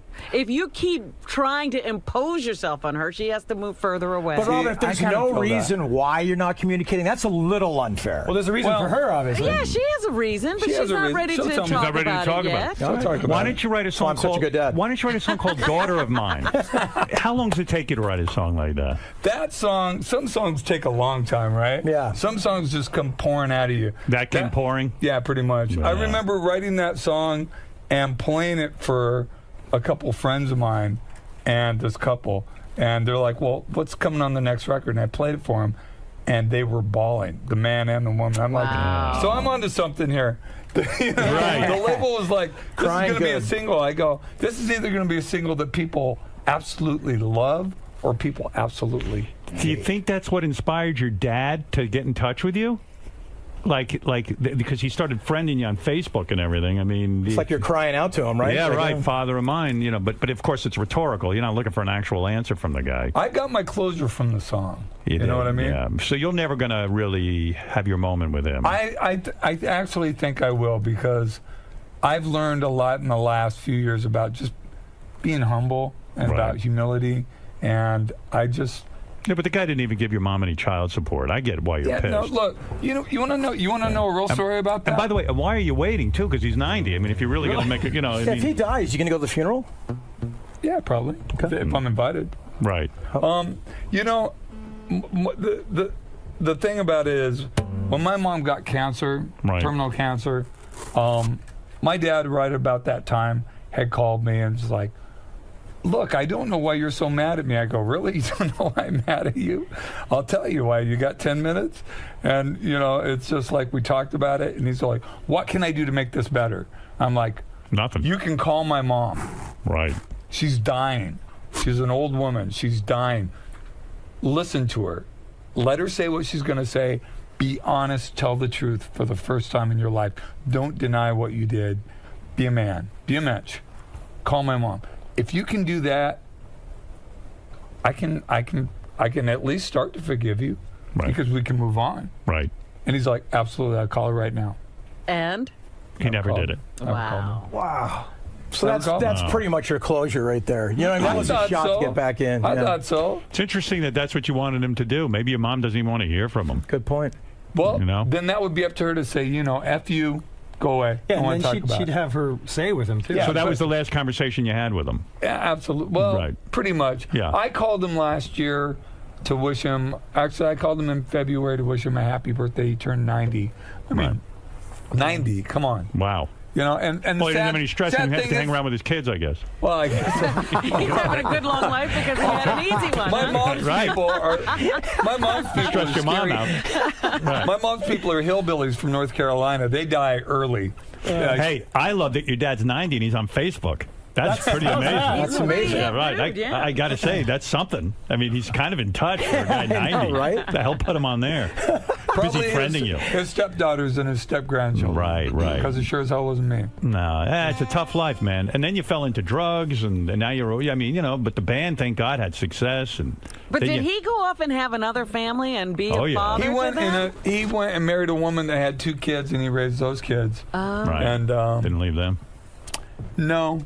He figured it out. Yeah. But I mean, you were talking about cheating and stuff. Before this relationship I'm in now, before this, I had never been faithful to anyone in my life. Why'd you keep getting married so many times? Seemed like the thing to do. Seemed like the right thing. And then you each thought time you were going to be faithful each time? Look, I was a kid that grew up in a housing project, got the shit kicked out of me every day until I learned how to fight back. Right. And, I had a pretty rough life. To this day, I want the picket fence. I want that. Yeah. Right. I still want it. It's the American dream. We all want it. Right. Right? So, why give up? Still chasing. I've got it now. Did you go through all your money just in all the divorces because you didn't sign prenups? Yeah, I was just stupid with that. I didn't care about it. So you had to sell off your catalog, right? Yeah, I had to sell my catalog. Mark, you still own your catalog. We still got a catalog, Lord bless, because, it pays me a teacher's salary every year. You know what I'm saying? Right. Which is nice. Yeah, no, it brings in money. When you're sleeping and you're making money, Howard, you know how good that feels. How much did you sell your catalog for? About $600,000. Oh, it's a steal! I had to pay off the IRS. I'm still paying off the IRS. For what? For back taxes. Because I had people who weren't paying stuff with my money. Oh my God! I got kind of effed up. I got fucked over. We're on cable, right? Yeah. So, but it's cool. It's cool. Look at it like this. Cool. I was $7 million in debt. $7 million? Yeah. I'm $130,000 in debt now. How did you get to $7 million in debt? That means you made $20 million. No, because it wasn't even. I didn't even make that much money. But I mean, it's insane. Literally, you made the majority of your money from TV, right? No, I mean, the band did well. Probably split. Yeah, the band did good. I mean, I'm making my money from the band now. Okay, well, there you go. Well, now we're going to make money from Summerland. There you go. I like the way you think. Yeah, hey, let me get. I better give you guys plugs. Man. It sounds like everybody's kind of hard up right now. Howard, you love to do that. You look good. You love. I'm sad. I mean, you made a fortune. You love to say about like Celebrity Apprentice. Everybody goes on there as a loser and stuff. But Mark was on Celebrity Apprentice. It breaks my heart when you say it. I love you so much. I go, you're talking about me right now, bro. Not you. It's everyone else on that show. And I love you, and I'm like, oh, Howard, you know what a kick to the nuts that is. Everyone else on that show. I know, but now you're on a reality show. I mean, come on, dude. Hey, I'm a judge. I get it, but we're all in this together, and we all love each other. No, hey, we all do. Anything but Celebrity Apprentice. Say no, though. It just hurts me a little bit. You know how much you mean to me. I forgot you were on there, honestly. I didn't even remember. I blocked out that you went on. You forgot I was at the Jimmy Kimmel party, too. I was this year's Fitzsimmons. That's all. That's all. Thanks a lot. I did not forget. Were you at this year's party and he forgot? I saw him. Howard and my friendship have hit the glass ceiling. Oh, you're nuts. The Hamptons and everything is up here. I'm down here. And I'm going, all right, Jimmy Kimmel party once a year. I can say I Come out and stay with me. And I don't bother him because it's Sandy Bullock, George Clooney, this and the other. So I'm hitting by the wall. I know Howard hates when people bother him. I'm trying to bother, but I don't want to not be high and be rude. So hey, just come over. We hit the ceiling. We hit the ceiling. Show up. I love you. I love you. You know that. I love you. Hey, you got to hear this. I asked Mark and Art to. This is the greatest. You know our favorite song right now. Where's It's actually me and Rod Howard that got this in the tradition of us copying some psychedelic beat and that kind of thing. All right. Anyway, so I said to Mark McGrath, of course, of the great band Sugar Ray, and we'll talk about the Summerland tour in a minute because you should get tickets. It's going to be a lot of fun. But let me find the song. Gary, what page is that song on? Gary, page 2, third column, right at the top. Okay. Remember this song, Jackin' Off? I knew it. You had him do a cover of Mark's going to do Off? Wait, you know this song. Let me refresh your memory. Hold on. Everyone loves this. I be feeling all alone at night, feeling so lonely. Are we doing this? I want you, girl, to be my tenderoni. So I said, is there a way to make this a halfway decent song? And Mark always is up for giving it a try. He did it with Psychedelic B. We'll give it a shot. All right, give it a shot. All right. Here is... Oh, go ahead. I'm waiting for it.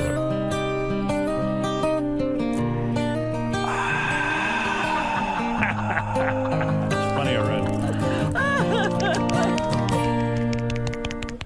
I'll be feeling all alone at night, feeling so lonely. I want you, girl, to be my tenderoni. I log on to Facebook, then I start to look at dumb pics,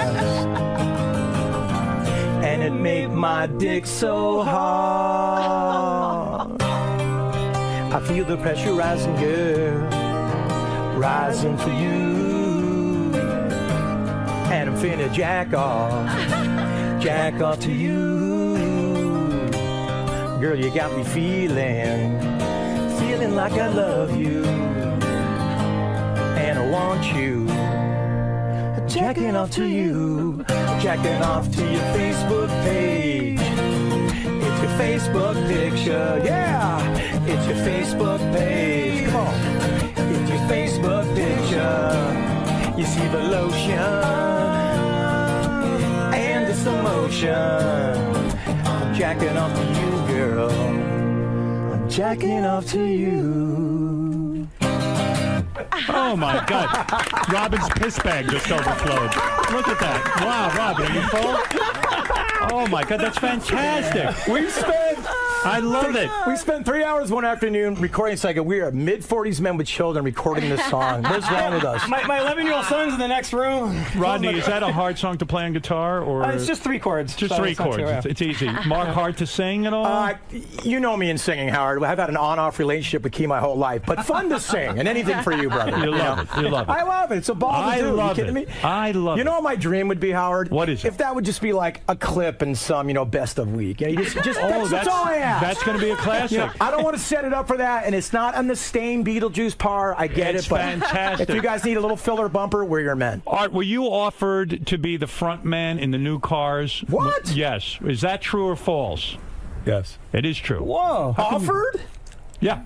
Oh, yeah. How does that come about? The Cars were... How did you know that? Because I know every fucking thing about you, man. I stalk you. God, I love that. Just that vitriol in your eye when you say what that. happened? How did you get offered that job? That looks like one of my ex-wives right there. I'm taking you to the cleaners. Fuck yeah. How does that come about? I can say fuck, right? Yeah. Fuck.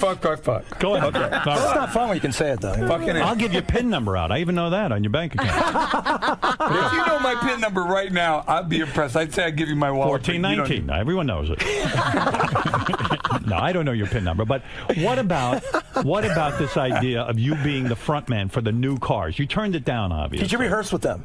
No, I met Elliot Easton and Greg Hawkes, and I was like, this is great, and I'd love to write songs with you guys, and I don't mind doing some old Cars songs, but I'm not going to be the singer of the Cars. Right. Because Rick Ocasek is the singer of the Cars. That's right. And I'm not going to do that, and this is all his stuff. So Todd Rundgren did it. And they wanted me to leave Everclear. Right. And I wasn't going to do that. I would love to do it as a side project, and it would have been great. And I grew up with the Cars. Yeah. If you listen to our new album, which I just finished 2 days ago, and turn it into the label today, comes out 3 days before the tour, right? June 26th. Invisible Stars. It's big guitars, and it's got old vintage synths on it. There's a lot of Cars to it. I grew up listening to the Cars. I love the Cars. So it would have been kind of a cool thing, but you didn't want to leave Everclear. I wasn't going to leave Everclear, and I wasn't going to disrespect Rick Ocasio. Mark, are you a political guy? Not really, Howard. No, I figure stay out of that arena. I leave that to Art and the smart people. I'm an idiot. You want to hear about my political concerns? You don't have any political concerns. I have a lot, but I'm an idiot. Well, I can't. You just want, like, weed made legal or something. Just weed and, Housewives in New Jersey. That's it. I'm straight. Wow. That's your politics. Were you a big John Edwards supporter? I wasn't a big John Edwards supporter. I like John Edwards. He called me. Yeah. He asked me to go on the stump with him. I went on the stump with him. That's a supporter. And, wait a minute. No, you're saying big supporter. Right. I went on the stump with him, got to know him a little bit, saw some weird shit going on. What was the weird shit? Did you see the Riel stuff? There was a woman on the thing that was driving people around and taking pictures, and she looks a lot like Riel. And that bothered you? It just... Did you see some hanky-panky? Look, can I just tell you one thing? Did you see hinky-dinky? I mean, he might get called I'm in into a rock the band. case. If I fuck around, no one's going to go, oh, my God. They're going to go, yeah, whatever. Right. But if you're John Edwards... But you will not be president of the United States fucking around. If you fuck around and get caught, right? They all Unless did. you're Clinton. They didn't. And that's where they got Obama. Because he's too smart. He's not going to do it. Would John Edwards high five you after doing her at all? Like, would he ever come out of like the bathroom with her and go high five? No, I was worried about. I took my soon-to-be estranged ex-wife on tour. I'm just glad he didn't nail her. Right. That would have been embarrassing. that would have been awkward. Are you angry with your ex-wife because of the money you had to pay out and stuff like that? What's that? I say, are you angry because of the money you had to pay out? I didn't pay her that much money. It was the kid's mom. I see. She got millions. Mark, why don't I see your children in Us Magazine next to Surrey? And why don't I see you with the kids? Oh, because no one cares. We'd gladly pimp them out, but no one's been asking. Isn't it true there's a park in L.A.? You live in L.A. If you bring your kids to this park, isn't it true the paparazzi stand there and you can get them in the magazines? It's the truth, Howard. Gary and I were going to Stamos' party. Right. And I drove Gary by the park, and I go, Gary, that's the park where all the celebrities go to get their pictures taken. Like, those aren't just so organic, those pictures, Right. There's stylists and nannies off to the side, as soon as paparazzis leave, like, take this, Brian, let me get out of here. But it's LA, dude. It's a whole setup. You know how it is. I go to that park and no one gives a fuck. I'm like, I'm naked. Anybody? No? Robin and I are going over to the park today. with your kids or just by yourself? No, but Robin with the new bag. Put me on the swing. That's right. So people could see it. That's awesome. Mitch, quickly go ahead in Boynton Beach, Florida. Hey, Howard, how are you? Hey, now. I got a funny story to remind you, but I also wanted to mention the Latin tradition to you about anonymity. Anyway, my sister was one of your stalkers, someone that you did a lot of flirting with. She bragged about how she found you in some hotel in St. Louis. Me? No, my sister. No, Art, not you, Howard. Art. Oh, Art. I was like, oh, there goes my marriage. Yeah. I mean, geez, I've been a real good camper. St. Louis in 6 years. All right. You know what? You're saying your sister. Let's hear it. I hear Art Alexakis stories all the time, but the best one was when the girl called up my wife at the time and goes, I don't know how to tell you this, but your husband's down at the bar all over this girl, and I'm sitting right next to her. So take it with a grain of salt. Now, let me hear your story, Ace. Yeah, you'll probably remember it. It wasn't St. Louis. It was a smaller city because she bragged about she found the biggest hotels in town, got to the right one, said, is this guy looks like you at the bar? And you got on the phone with her. You flirted with her for a while. Anyway, you came to the Mercury Lounge in New York, and you were playing. Did he bang her? That's the story? No, he didn't bang her. That's the story? What kind of story is that? It's the Howard Stern show, dude. To a woman. Wow.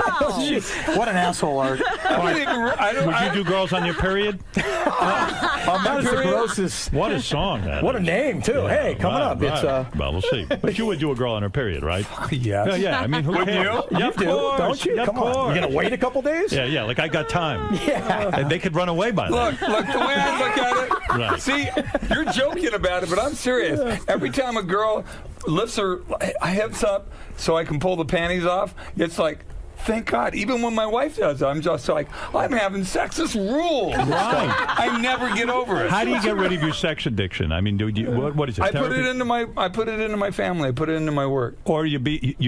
Oh yeah, a lot of that. Do you beat off a lot? Of course. You do. Of course. And what do? You think about other girls and stuff other than your wife, and then sometimes you bang your wife. We all do that. Do you have Actually, such a to be honest with you, I get way harder thinking about my wife now than anyone else. Do you? Mark doesn't believe you. Mark's laughing You know, at that. because why are you Mark laughing? We all get hard of our wives. Again, we love our wives. We get it. But everybody thinks about other chicks when they jack off. End of story. Why am I the asshole? Shit. No, I'm not saying. I mean it. He's right. You do think about other chicks when you jerk off. Of course. Of course. Stop it. Sometimes. Get a grip on it. What about cunnilingus on the period, Howard? Not me. I did it once by mistake. Me too. You taste that battery acid, you're like, I didn't. You know what? I didn't even know. I just looked in the mirror afterwards. I had big lips, big clown lips. Chin, the chin looks like a Viking with a red beard. Yeah. Me, no matter how much period juice is on my face, I never look like a Viking. I look like a rabbinical student. But it's, hey, listen, that's me, you know? That's me too. So, did you ever, Art, I know that Mark has had celebrity women because, listen, he's a good-looking guy. I have had celebrity women, too. Nice. Probably not as many as Mark, and probably not as nice. Right. But I have, and I don't talk about it. You keep it, see, that's some stuff you keep private. Do you have anything on the paper? Right. What, on the paper? Do you have anything down of a celebrity I think we have a list on Yes. So look at this. Oprah. That's right. Look, man. Look, my wife today has said, if you can marry Oprah, marry her and adopt me. Right. Good point. No problem. But the celebrity women... She said the same thing about Robin, too, by the way. But being with a celebrity is a real turn-on, right? I mean, when you're with a famous woman and you're in bed with her, sometimes that's pretty incredible stuff for a guy who grew up in the projects, right? Be honest. There was a time when you're sleeping with a girl that you see up on a movie screen and you're like, or on TV, and you're just like, wow, they're all the same. Everybody's the same. Right. When you get down to it and you're naked on the bed, you're all the same. It's all pink on the inside, right, Art? As an insider. As an insider? What are you Excuse me. Sorry, Howard. Was that a slip or was that good? I don't even know what I was trying to say. I'm embarrassed. Man. Where are you going with All right, this? forget If you did that on purpose, I don't know. You should do this for a living. I'm thinking of getting into the business. All right, boys, look.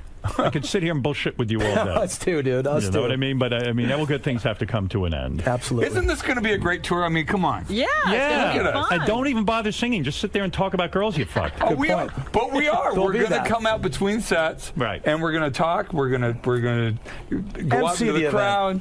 As a sex addict, do you have fantastic sex, though? Are you very good in bed? Yeah, are you? I don't know. You want to find out? You should be. Do you have a big schlong? I know Mark does not. I don't. You don't want to play. You know what? Yeah, do you have a big schlong? I got to tell you Do something. you have a big schlong? You look like a guy with a big schlong. It does okay. He's Greek, man. Those Greek guys got that. Okay. Are you over 8 inches?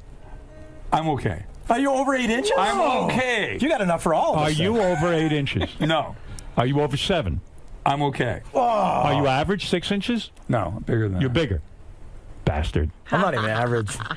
I'm not. I do I'm okay. barely. How many times can I say to that? the taint, I'm These guys 6. have no To the class. taint, I'm 6 too. To the taint, I'm 6. I measured from the taint. You measured from the taint, or you the taint? I measured on the asshole a little bit. I measure from the back of my head all the way down. I measure from Mark's taint to my dick. That's what I do. Hey, I'm the new judge. Does that work out? Watch me tonight, NBC. New judge right here. Yeah. I measure my taint. Mama, that guy on TV? What's a tank? How do you measure from the tank? Can you hold out a long time with a woman? I mean, can you go like a half hour and stuff? Sometimes. Wow. Sometimes. God, I can't do that. I've never done that in my life. I get too excited. Sometimes. I'd have to be with a guy to hold out a half hour. I'm not Did you kidding. have like wild, crazy sex? You know, you say a sex addict. What was it like? 2 or 3 women at a time? Yes. Oh, nice. Yes. Come on, don't even talk shit. I'm Irish. There's no way. There's guilt and shame. What are you talking about? I'm Irish and Greek. I have it from both sides. Yeah, but Mark's ashamed of his little penis. Yeah, you don't hear what he's saying. He understands. He empathizes. Yeah, I don't want anybody seeing mine. Me either, dude. I'm out in Sports Center. I got to say, I have been in rooms back in the days when we had to share rooms. We'd all bring girls back to the rooms, right? And so even though a girl's on top of you, you can see your buddy next to you going at it, and you can see what they look like. Right. And I'm just like, damn, I'm bigger than that guy. Awesome. You were bigger than the whole band. Your entire band, you were bigger than. Yeah. Wow. Good for you. Yeah, but I'm not that. I mean, look, my ex-wife got with a guy 6'5". I hope he's bigger than me. Right. Well, I mean, anyway, listen, guys. It all works out. It's fucking crazy what we're talking about. It really is crazy. But are you having fun? I'm having a blast. I'm having a blast. Look at me. Thank you for letting me tag along with this. I'm on the Howard Stern show. I'm having the best time of my life. Listen, you guys, had a blast having you in here today. Robin, Fred, Benji, everybody, thank you guys. Let me thank Rodney, who does such a beautiful job on guitar and harmonies and all that kind of cool stuff. I want to thank my man Art. And Art, how the fuck do you say your last name? Alex Zakis? No, close. Alex saw Kiss. Alex went and saw the band Kiss. Alex saw Kiss. Alex saw Kiss. You'll never forget it now. I'll forget it the minute he leaves. I know. Art Alex saw Kiss. Well, Art from Alex saw Kiss. You might forget my name, but you won't forget my hair. No, I love you, man. Art, you got so many great songs. Mark, of course, Mark McGrath, the great Mark McGrath, on the Summerland tour. All the guys. All right, boys. Oh, that was so fun. Finally got to your... I spend my entire day walking around with my iPhone with Howard on, so to be in here is just the greatest. And it's like an old friend, too. What do you think? I just, every time I come out of there, I'm just like so happy and just, it's so honored to be there. I mean, you don't know. I mean, there's knowing Howard and like sort of having business here, and there's being a fan of Howard. And it's hard to separate the two. And to come in here and just be in the Mecca, which I listen to the replay all day. I go to sleep with Howard in my earphones because I have titanitis. So it's either Zzz or Howard. You know, and I just, it means so much to me to be here. We're so thankful. Does everybody in every band that's in your 40s, do we all have tinnitus? Oh, yeah. I mean, no, we do. Somehow I don't.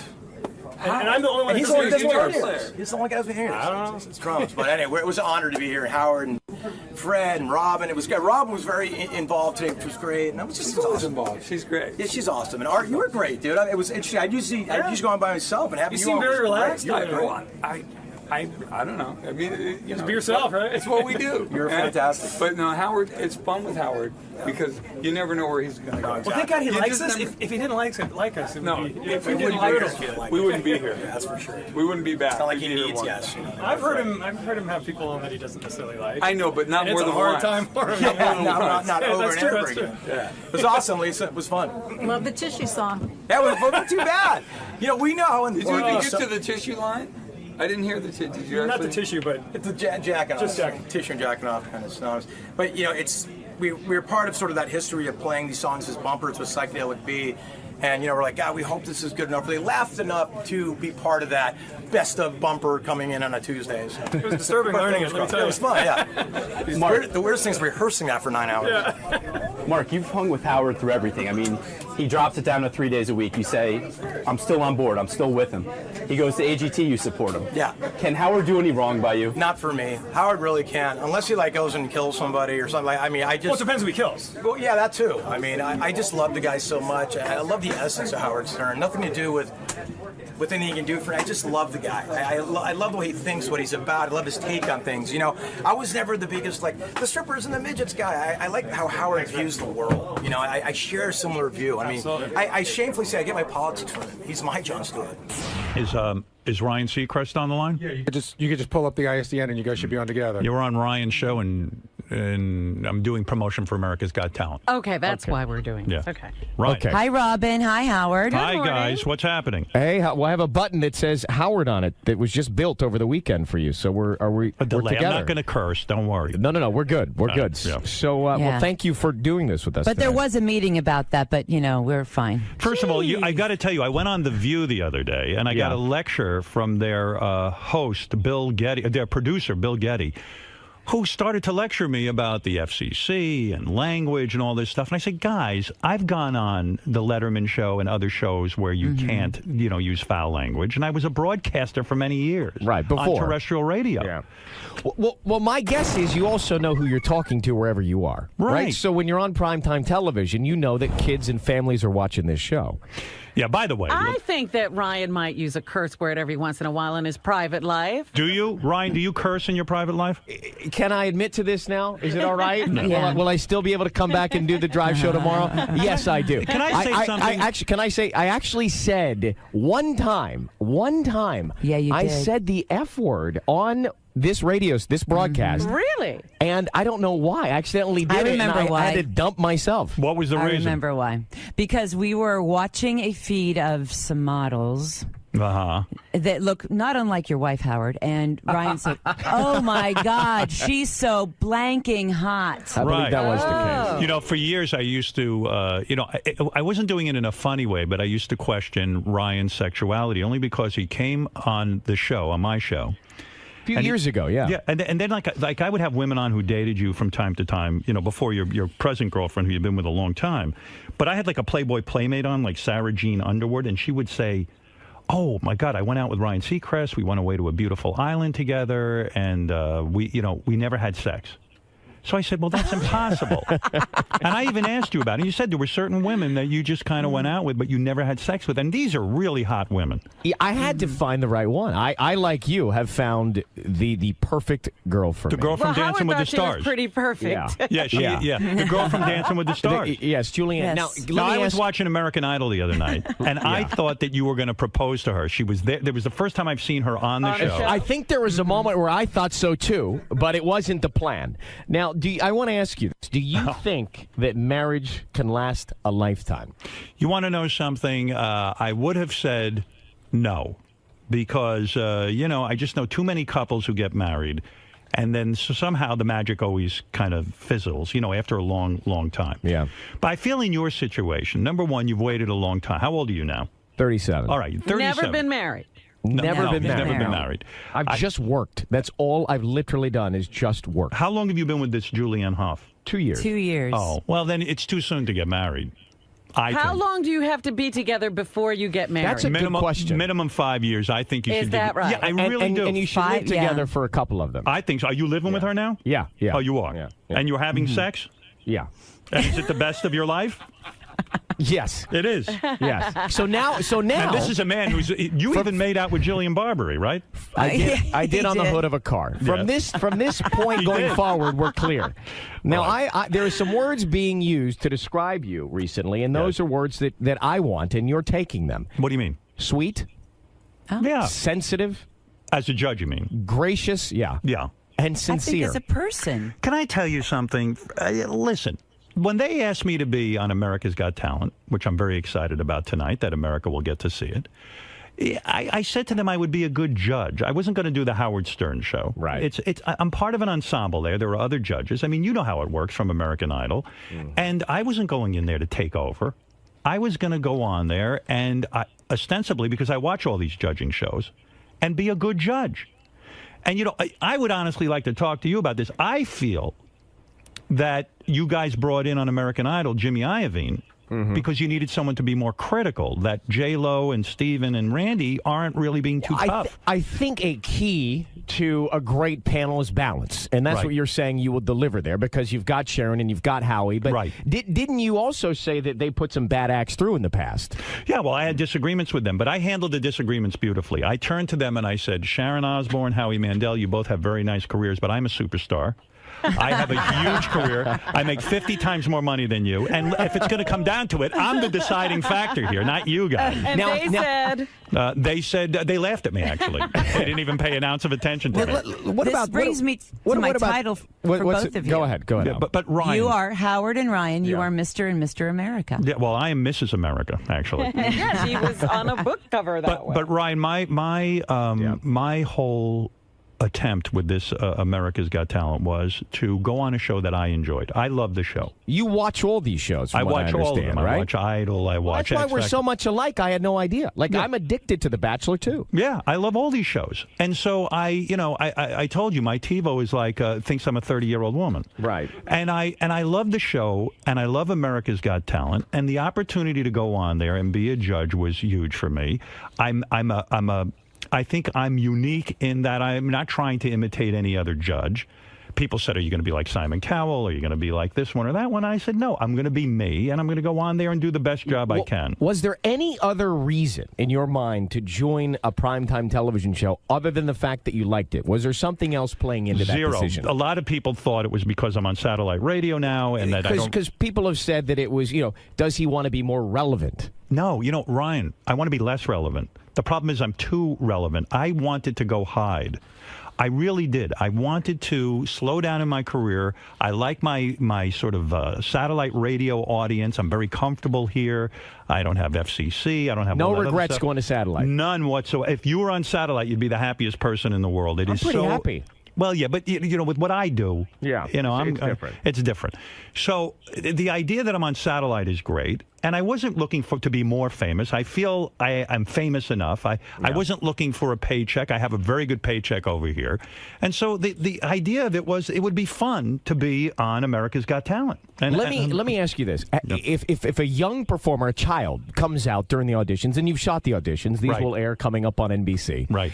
A child comes out, a child performs, and maybe they hear something that's not so great, and they cry. Did that happen? Yeah. I had a 7-year-old come out. He was a rapper. He destroyed this poor child. No, I didn't destroy. No. Did you make him cry? Yes. Did you feel poor bad? Child crumbled. Yes. Did you feel bad? Okay, let me tell you what happened. So the kid comes out, and I said, look, if he's coming out to be judged, I've got to be honest. He wasn't a very good rapper. And my fellow judges were not hitting the X. I hit the X. Now, they all felt the same way I did. They didn't think he was very good, but they were being polite.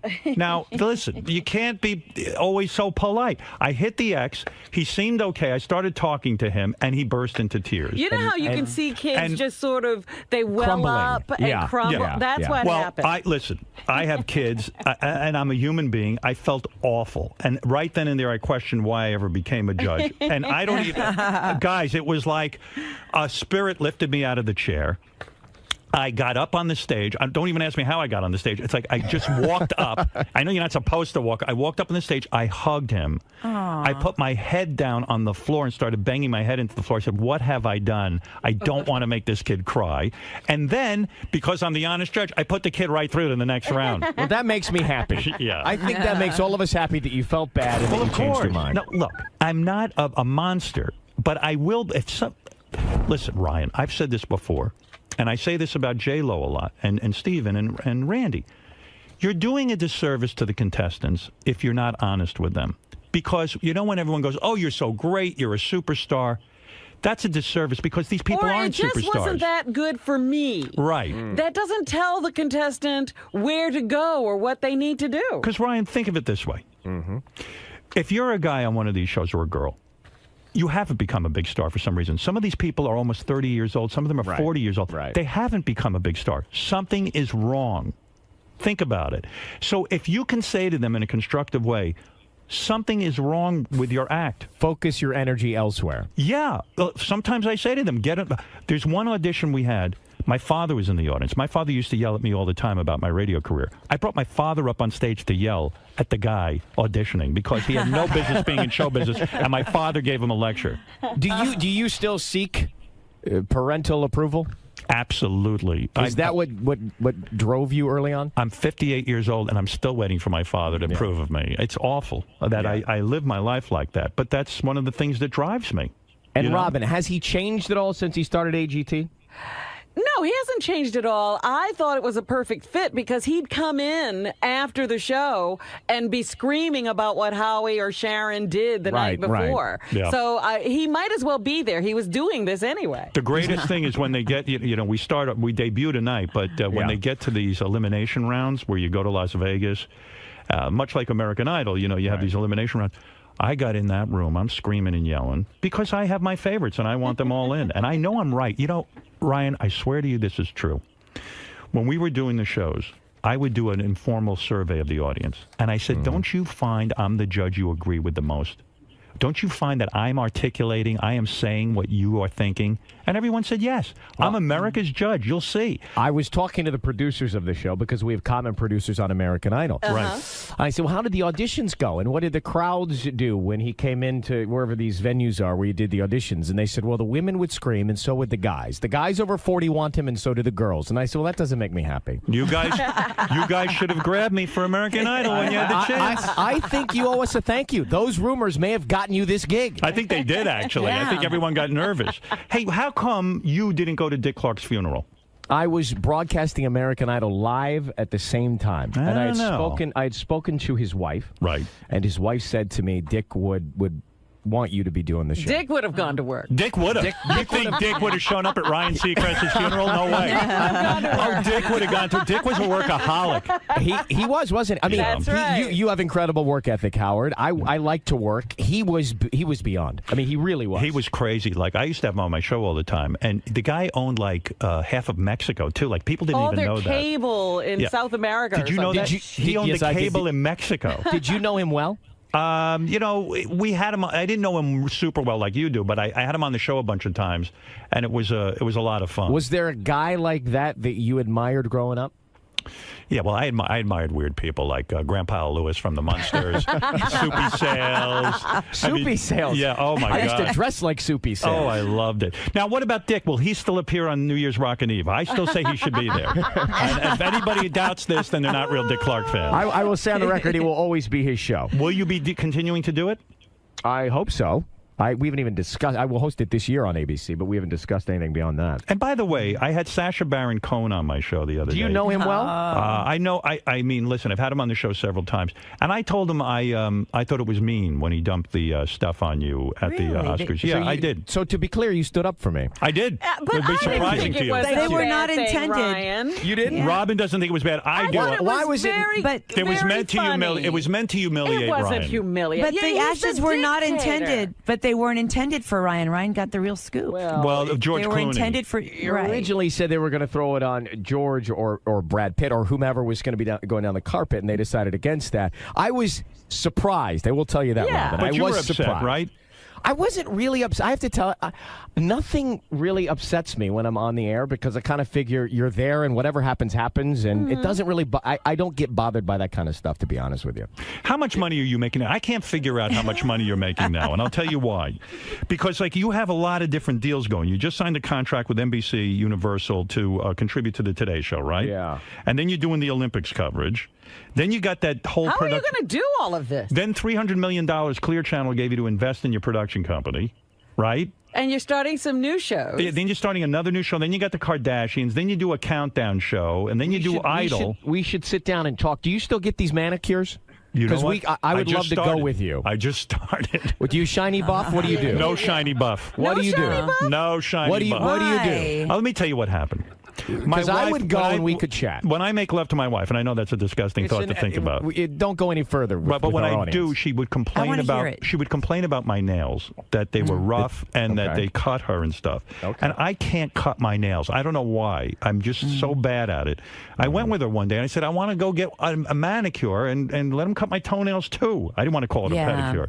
And I had it done. And I'll tell you what, now I go every week and I'm there. It's great. It's great. But why not the shiny buff? A shiny buff, I feel, it's too shiny. It looks too feminine. He's right. It does look too feminine. You don't do a buff. But and have you gone any further? Have you done any waxing or anything like that? No. Well, don't act so apoplectic. Doing that? Are you doing that? I do it on the eyebrows. And Robin, yes, you understand why you don't want your man to have that thing going the whole way across. Well, there are some people who are letting their eyebrows get a little out of control. Well, we should stop them. Yes. Yeah, like Baba Booey.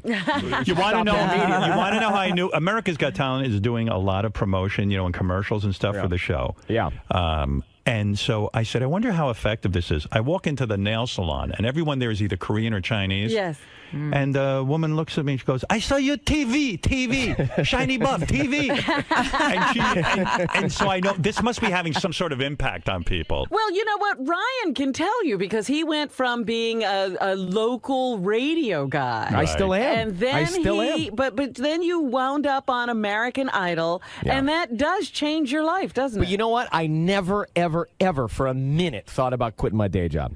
No, it's not about that. But you know what I mean? I'm thinking about it. Exposure is huge compared. Yeah, it is. Yeah. The impact of primetime television is significant. When I read you were going out with that girl from Dancing with the Stars, I think she's so hot. What do you think I thought when I read you were going to be an Idol judge? Oh yeah, you must know what have I really mean? freaked out. What was your reaction when you heard that I might be the new judge on American Idol? It was like one part of my body, the shorter part, was excited, and then the other part, the smarter part, was not so excited. Why? Why though? I actually was. I thought here's what I said to I said this to somebody yesterday that works over at NBC. I said this is a really good idea. This is a good idea because you are smart. You know how to broadcast. You have an audience, and you will bring in a new audience, and it's and it's unexpected. And it's unexpected. Yeah, so I wish you. I really genuinely wish you luck with this. I don't know how long will you do it. I don't know. I'm trying it out this year, and I want to see if America likes it. Then that would influence. So you have a year deal? I have a year deal, and then sort of like an informal thing where if I come back a second year, they've set up some kind of parameters for the talk. And do you like Howie and Sharon and I Nick? love Howie and Sharon. Howie has, I've been a fan of Howie's for years. I love Howie since the old days of Merv Griffin. I mean, this is a guy who's been around and he has a huge, successful career. Very quick. And, it's great when he comments on comics, especially because he knows that end of the business. And Sharon, I mean, is one of the most ruthless managers in history of show business, and she is terrific. And really, I'm just having a lot of fun. I love Nick Cannon. You know what's? I have a style tip. What? Go ahead. Oh, this will be good. Okay. Howard, you have beautiful eyes. Why do you wear your sunglasses? You need to show your eyes all the time. I wear them because I can't see anything, and if I wear regular glasses, I look even uglier. Well, I actually like the ones he's wearing. I'm wearing kind of like I take them off during the show once in a while. What color are your eyes? You can see through them. The color of my eyes are blue. That's beautiful. Right, yeah. and they're great. That's beautiful. Well, let me add and pretty eyes to sensitive, gracious. One of the things that I hate about being on this new television show is that I don't like the way I look. I'm not a handsome guy like Ryan. So I feel bad for the ladies that you have to look at me. But I'll make up for it in being a wonderful judge. Yes, you will be charming. Will you watch the show back? Will you watch it? Oh, yeah, I haven't seen it. I can't wait to see it tonight. Oh, I've seen it. You panic in an elevator, apparently, in San Francisco. Oh, you saw it? Yeah. You saw a copy of the show that's airing tonight. Yeah, you haven't seen it? And they put the panicking in? No, I made that up. You want to know something? You got to hear the truth. Did you panic? Not only we were in an elevator in an old theater. Oh my goodness! Howie Mandel's mother is in there with us. It's a packed elevator. And you ran over her. I literally ran over her to get out. Oh, stop. Like on the Titanic, you always say, "Hey, if I was on the Titanic, would I let the women and children go first?" I know I wouldn't. I ran right over Mrs. Mandel. Are you kidding? Oh my God! Howie goes, "Oh my God, you just ran over my mother." I go, "Hey, she's slow, and I want to get out of here. My life's very important. She's lived a full life." Oh my Hey guys, we've got to take our break. Thank you very much. Break. I know. Sorry. Listen to Sirius Radio. Plug Sirius Satellite and America's Got Talent tonight. That's all I want to say. on NBC. All right. Good luck, my friend. Thanks, Rob. Bye. Bye. Bye. Bye. With Ryan Seacrest. That's good promotion. He's got a pretty big audience in LA. Yes, he does. Yeah. And that's terrestrial radio. Yeah. When I was all delightful and everything, then all his female audience will go, "Hey, he seems fun. He's not so bad. Yeah, he wasn't so horrible. I'm gonna give him a shot. Yeah, I'm gonna watch that show tonight." Suck him right in. Yeah, I think I sucked him in.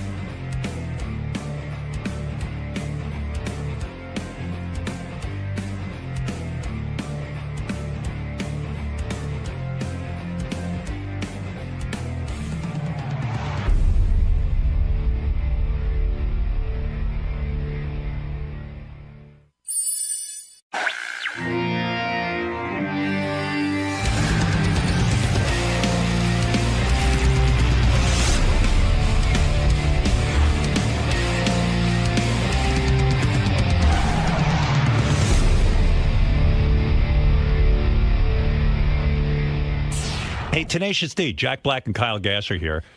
Kyle Glass. Kyle Glass. Yeah. Which is he, Gary? Glass or Gas? Gas. Spell it. G-A-S-S. Well, how come on your sheet you got G-L-A-S-S?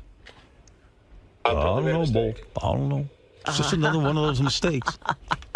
You guys got to spell a guy's name right, so I look intelligent. After all, I'm a judge. Didn't you think Jack would sort of drop that whole Tenacious D thing once he became a big movie star? Yeah, he's got a whole rap about that. Yeah? Yeah, and they put out the Tenacious D movie, and it wasn't like this huge smash movie and everything, but he's very committed to the Tenacious D, and they have their hardcore fans, and I thought the music was actually really good on the new album. Yeah? Yeah, like it's good musically. But he's not going to be a rock star. He's got a whole theory on all that. All right. Let him come in and tell you. All right, man. You don't know about the D, All man? right, dude. All right. You don't know about the D? Jack Black and the Tenacious D are here. No, Jack Black is Tenacious D. Him and Kyle Gass. Gotcha. They're the D. We're going to bring them in. They're going to rock your fucking socks off, Ronnie. We're going to bring them in, okay? Yeah. All right. JB. KG. How do you do? It's Gas, by the way. I know, he's calling you Kyle Glass. Man, that's when you know you've made it. He thinks you're related Really to the great Todd Glass. Yeah. Or Ron Glass. How are you Or fellows Philip this Glass. morning? Really good. Really good. Feeling good, feeling strong, a little on edge. You know, it's always a little nervous time when you're going on highway. But of course. Because I was starting to think that Howard had finally begun to understand He the did. D, and then he called you Kyle Glass. Yeah, that was that brought me right down. I can't deny it. But he did say that he liked the music. He did say that the music was strong. It's always weird when you get here and you sit in the green room and immediately you hear them talking about you. Yeah. And they're saying, why are they still doing Tenacious D? Well, no, the music's actually strong. Yeah, but he's not going to be a rock star. It's just a very strange way to enter a situation. I don't think Robin's really clued in.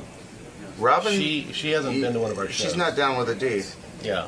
All right, well, we'll have to try to switch her around. I've been trying to spread the word of the D, but I don't have much pull around You're here. doing the Lord's work. We're going to try to flip her. I listened to a little D on my way in this morning. Did you? Better than coffee. Which one? I was listening to some live tracks. Why didn't you listen to the new album? Rise of the Phoenix? Yeah. I haven't gotten a copy yet. It's available. It's available Oh, today. you mean you only listen to things you get for free? No. That's a hint. I haven't gotten my copy yet. No. I haven't been to the record shop yet today. Okay. The record shop? Do they still have those? Well, a couple of them are still in Good, he got it. I like to Good, he support got it.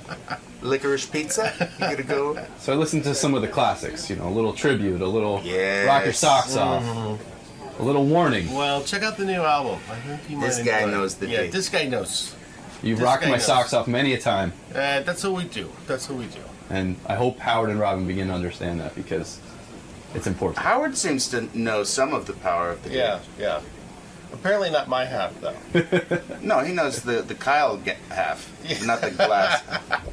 That's funny because in the hotel, they give you the special little, thing. Yeah. It was Kevin Glass.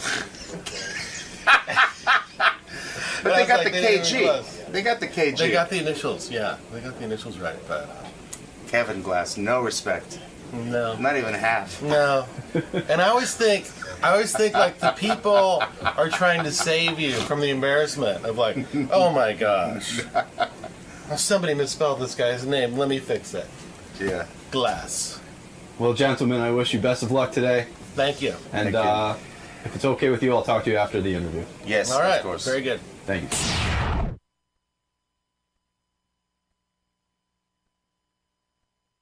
Not my fault. Now who is it? Uh-oh. Baba Booey. Really?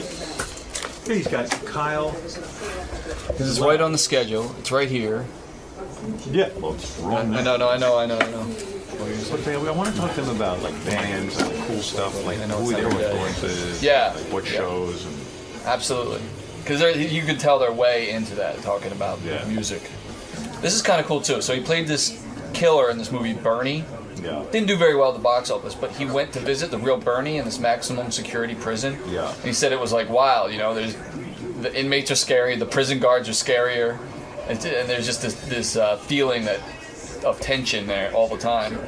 That's great. Courtney Love, I guess the Muppets covered Nirvana song in that movie, and she was all upset about it. He said that's ridiculous.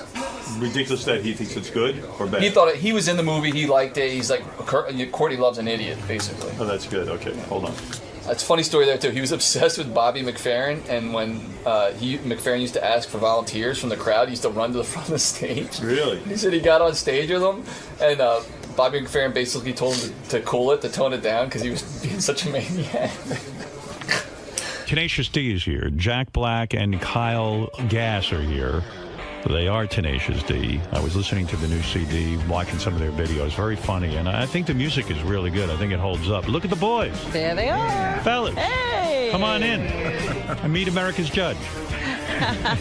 He has listened to your music and is ready to judge. I'm a judge. my God. I listened to the new music and I loved it. So, hey, good. Whoa, love. I'm putting you guys through to Vegas. Thank you. Yeah. Wow. How are you, boys? He has talent.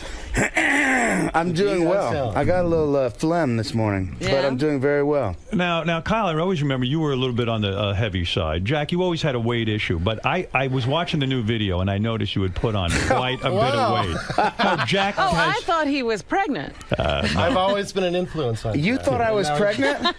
And now he's Jack, caught up. what's going on with the weight? Seriously, you got married, It's right? true. I am very fat right now. Why? What is going on? Do you not care anymore? Have you given up? No, I really am trying. I'm just very hungry. What do you eat? Take me through a day. Kyle, I You're can only a imagine. movie star. You have to aren't you a movie star? I know, yeah. What are you thinking about? I just, what do I eat? On the average, I'm pretty sensible. What do I eat, Cage? You tell him. Yeah. You try like the devil every day. I just, really, I guess, people have a hard my time. kryptonite is the fried foods. I love the fries. Yeah. So does anyone ever get to, like, you're a wealthy guy now, can you get a nutritionist or prepare meals for you? No. You haven't done any of that? I could, but that just wouldn't feel right. That's no fun. Do you have a nutritionist? No. You know what I do? I just kind of portion control. You do the same thing every day, don't you? No, I've branched out, and I have been putting on some weight. I got a bit of a gun. No, Howard, listen, Howard, no. No, I have. No, you cannot relate.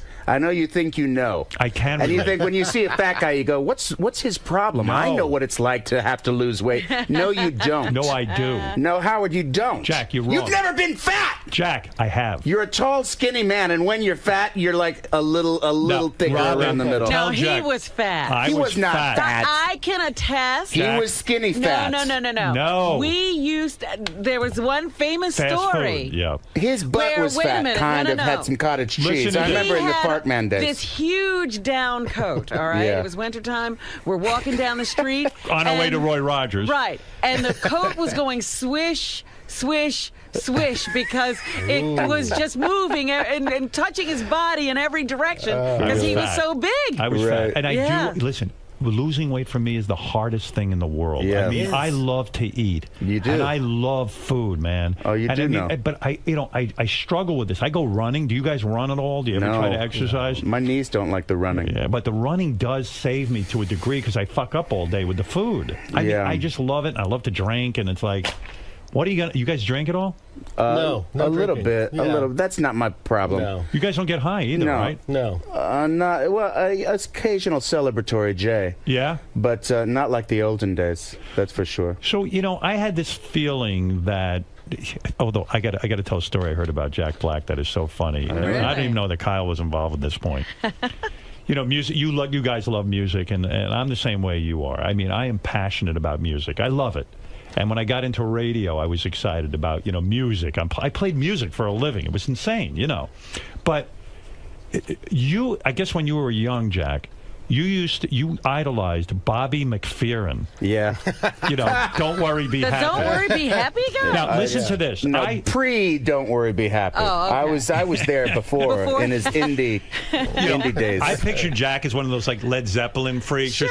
So, okay, the story goes... That too. But the story goes that Jack was so obsessed. I don't know how old you were at this point, but you were a kid. I was high school. Yeah, high school. He'd go to every Bobby McFerrin concert, and then he would fight his way to the front. Oh, really? Because Bobby McFerrin in every show would bring somebody up on stage. Uh-huh. He'd bring a group of people up on stage. So Jack would run to the front and just, like, go through all kinds of machinations to get onto that stage. It's true. He would ask for a group of 12 singers to come up on stage, and I would run, and I was sitting in the way back, and I would have to run past people that were running to the stage. I ran so fast. I was so excited to be in his voicestra, as he called it. I heard Now, how many times did you actually end up on stage? Only about 3 times. 3 times. Only 3 times. Only 3 times. Imagine a whole concert. He got on stage 3 times. And then the story goes that you were so out of control trying to get on stage that they pulled you aside and told you had to calm down. No, it was this. It was actually I was on stage and we were doing. He was sort of conducting us and telling everyone what part to sing in the harmony. And I got excited, and I started doing, like, he does a chest slap when he sings.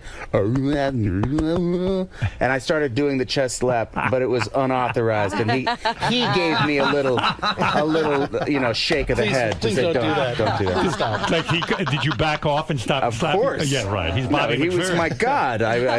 Now that you're very famous, have you ever had a chance to tell Bobby McFerrin of all of your adulation that you gave him and fan worship? We have not crossed paths. We've never met, but maybe someday. I'm not the kind of celeb that goes looking out for other celebs to make celeb connections. But do you feel silly that you were that into Bobby McFerrin? Like, now that you think back on it, does it feel just ridiculous to you? No. Being a comedian, those embarrassing moments are what make you stronger. And look, now I have a story to talk about. You guys are, you put out a new Tenacious D album. Comes out today. Yes. Comes out today. Yeah. And a lot of people felt that Tenacious D was going to go away. The movie came out. The movie didn't do that well at the box office. We had all hoped for better. That's a kind way of putting it. Yeah, it bombed. Were you hoping for better, really? It bombed. You know it bombs when you open the newspaper to see, in the top 10 where you're not even there at all. It's as if the movie didn't. Now, we came on. You came on my show. Yeah, and you said not to worry. Yeah, well, don't worry, be happy. That's my slogan. I'm a big Bobby McFerrin guy, too. It's going to be fine. Yeah, don't worry, boys. We're all good. Oh, yeah, everything will be fine. Don't worry. No, but it did seem, the movie was a funny movie. Yeah. It seemed like something that was different. People always saying, give us a different kind of movie. Yeah. Were you genuinely shocked, or did you sort of brace yourself for this kind of failure? I felt pretty confident going in that it was going to be a hit. And, I was shocked. Yeah, you have no perspective I on was it, though. stung. Yeah. I felt like America had dumped me. They rejected you. And Kyle, this was your big thing. I mean, you God. know, you I were took finally. it hard. Yeah, I took it hard. You did take it hard. Jack is like a bump on the road, and then he's going to. Right, he's on to his next 50 projects. For you, I'm on my next 50 bombs. I was like, I'm ready. Kyle, I'm ready. And as serious as you guys can be, when that happens, and Jack has this big thriving career, and he's going to move on to his next film. Yeah. For you, when you say it really was devastating, how far did that go? Like, did you hide in your house for a while? Did people start calling you and go, I'm so sorry, I know this was your break? Yeah, it took me a while to kind of come out of the house again. I started to resent the whole thing, and then I started resent the whole Tenacious D thing? Yeah, because I just really, I was sort of putting my whole thing into it, and then I desperately started a lot of side projects. Yeah, you did to try to without Jack. Did anything light catch fire? Then I realized that Jack was my meal ticket. Yeah, right. You went and did a bunch of side projects, and none of those worked either. At any time, did you want to become suicidal, or did you become suicidal? I just started eating a lot of marijuana. I think. Really? You began to eat marijuana, not smoke it either. No, it wasn't strong enough. Right. Are you a big pot guy? No. Right. But you became a big pot guy. Yeah. Because it is a disappointment. I don't know if people realize how much you pour your heart into this project or anything. And it takes a long time. It really does. Yeah, we probably started working on it around 2000. Yeah. Were you shocked that you guys have now put out another album? Because most people just feel after a movie tanks, that's it. Tenacious D is over. It's the end. No, I always knew we were going to put out another album. I mean, when we started, we were playing to, 3 people in a coffee house for no money. Right. And it was a blast. So we know we've always got that. If we lose everything else, we can still... I like the concept of Tenacious D. And what I like about it is I was watching your video last night of the song you guys wrote about roadies. Yeah. It's a real funny song. The video is hysterical because this guy, they're auditioning people for a roadie job, and the first guy walks in, and he's got every accoutrement that a roadie would have. He's got the beard tied up with rubber bands, and he's got an all-black outfit on. And they go, we're going to hire this guy. We're not going to interview any more roadies. And then they begin to write a song about the life of a roadie. Right. And essentially it's a song about, he gets a blowjob backstage. He thinks the woman's in love with him, and she just wants to meet the band. Right. And it's it's this great song, but the music, I feel, has gotten more sophisticated with you guys. It has. We've taken it to a deeper level, I think. Thank you for noticing. Yeah. Well, yeah, because I feel, to me, Tenacious D was more of a joke in the beginning. Like, I know you guys were having a rock star fantasy with it, but it came off to me as more of a joke. This album feels like more of an album, like musically. Well, you know, when we came out with our first album, we were kind of the only joke band going. Right. But now the landscape has changed, and there's some great joke bands out there. Like I think every band is almost a joke now. The Lonely Island Boys from Saturday Night Live have incredible songs, incredibly funny songs, and Flight of the Conchords. You know, I don't know if you saw their show. So there's a lot more competition. So we had to take it up a notch, and the only way we could compete with them was to take it more seriously. Now, how seriously are you taking this? Are you guys going to go out on tour? Are you going to do a whole thing around the album? Yeah, we launch our tour on the 23rd. Did record companies avoid you guys when you came to them and said, look, we're putting out a new Tenacious D album? They go, hey, you two, get the fuck out of here. The Tenacious D movie bombed. We're not getting in business with you. We're not putting money into this. No. We did a record before we did the movie. We got some good play with the record companies at first, because we had our little we did some little shorts on HBO back in the day, and we were being courted. Yeah, you know, they were all over. You were. That's good. Because they know you have a fan base. Yeah, exactly. Yeah, they know you can sell a certain amount of albums. If you have a TV show behind your music, then the record companies are going to jump on you, because you've got your built-in. Yeah, what TV show do you guys have behind you? We don't have one now. Exactly. But we did back in the day. I don't see a TV show. No. And you know, what was it? To me, it's such a weird thing, because Jack is the movie star. You know what I mean? Yeah. And I imagine for Kyle, it is a difficult life.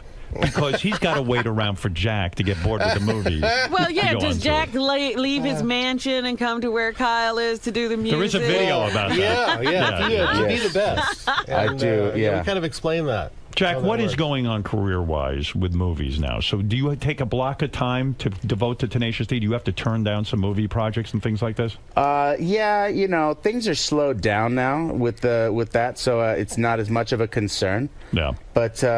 I block out time. We're going to go do 3 months of touring all around the world. I heard a crazy story that on School of Rock, you wanted to put Tenacious D music into School of Rock. Yeah, and you guys did? and they couldn't afford to get the songs on School of Rock. Is there any truth to that? I've never heard that story either. You've never heard that? No. I heard that it costs so much money to get these songs into a movie that it's difficult to do. No truth to that. No, not on that one. Where are you guys at musically now, anyway, in terms of your own taste? Is there anybody? I know that the guy from the Foo Fighters, Dave Grohl, is on your album, plays drums. Yes. Which is a great honor, because he was the drummer in Nirvana. He's the greatest drummer alive. He is. That's the coup. How did this joke band get? Is he on every track? Yeah, he's on every track, and he's How did you get him? Did you? He's just down with the D. He saw us before we were big. You know, we were playing at the Viper Room, and he's just a huge fan of music. Do you pay a guy like that? How do we pay him? Yeah, seriously. Does he get a piece of the album or something? We take care of him, but it's not. He's you mostly, guys know how you pay him. It's mostly charity work for him. No, but is it though? Really? I mean, because Dave Grohl is going to want to be involved. He's doing pretty well. I don't know if he's really. What do you think he's worth? A guy like Dave Grohl. Who's worth more, Dave Grohl or Jack Black? Do you think? Wow. Jack's done a lot of movies. Yeah, the movie industry. I'm going to give it to Dave. Dave is pretty big in music. You're giving it to Dave? I'm going to give it to Dave. Yeah. What are you worth at this point, Jack? Seriously. No, I'm not going to say what I. Please do, because Kyle's dying to know. I haven't gotten any statements from the accountant lately. I don't know. How many kids do you have now? I have 2 boys. You have 2 boys. Yeah. And you will post videos of the boys and your family on the internet, right? No, I don't. You used to. I know. I wouldn't post videos. Yes, you do. How did they get there? They're there. Okay, there is a video. I think you're talking about this thing with the arcade. Yeah. Is that what you're talking about? Yeah, exactly. Yeah, my wife took a video of me and my boys. My boy was inspired to build a cardboard arcade from another kid in the inner city in East LA who built a whole arcade with cardboard. Right. Mm-hmm. And so she videotaped my boy and me playing in his cardboard arcade, and then she sent it to a friend, and then he put it on his Facebook, and suddenly It looks like I'm posting videos of my boy. And I was surprised because I figured you want some privacy. No, I was pretty bummed about that. Do you live in a big mansion? Do you have a big lifestyle? I know Kyle lives in a cardboard box. You can't just put videos on Facebook, though. If you put a video on Facebook, you're sending it to the news. No, that is the truth. Yeah, absolutely. Because someone's going to take it and give it to a friend that isn't on Facebook, and then then it's over. It's such a weird world. So do you become upset with your wife at that point? Do you have to sit there and yell at her? And I did yell and smack the table when I saw it. Someone sent it to me. I was like, "Who's done this to my child?" Jack, you'll do movies like Bernie. Yeah. Now, Bernie was about a serial killer, right? Or something like that? Yeah. And it wasn't a big money-making movie. I think it made like, I don't know, a couple $100,000. Well, it's just gone wide, so it's not fair to say how much it made. Because it's still making money, yeah. But when you make a movie like that, you went to visit the real-life Bernie in prison. True. What the hell is that like to go visit a serial killer? That's heavy. I've never been in a prison before. Have you been to a maximum security? Never. It's intense, you know. You go in there and there's like 5 layers of security to go through, and there's big signs saying, if you bring anything into this prison, you will be held to the full accountant. You know, you just get really nervous. Don't you even feel like it's going to be some weird scene, like all of a sudden they're going to lock you up and there's going to be some sort of mistake? I mean, I become like paranoid entering into a facility like that. You get nervous just being around that kind of violent energy when you're looking into the faces. You don't want anything to go wrong while you're there. What does it things take? go wrong. Yeah. How do you end up getting in to see this guy? What's the guy's name? Bernard Tita. And so you're chosen to play this part. Yeah.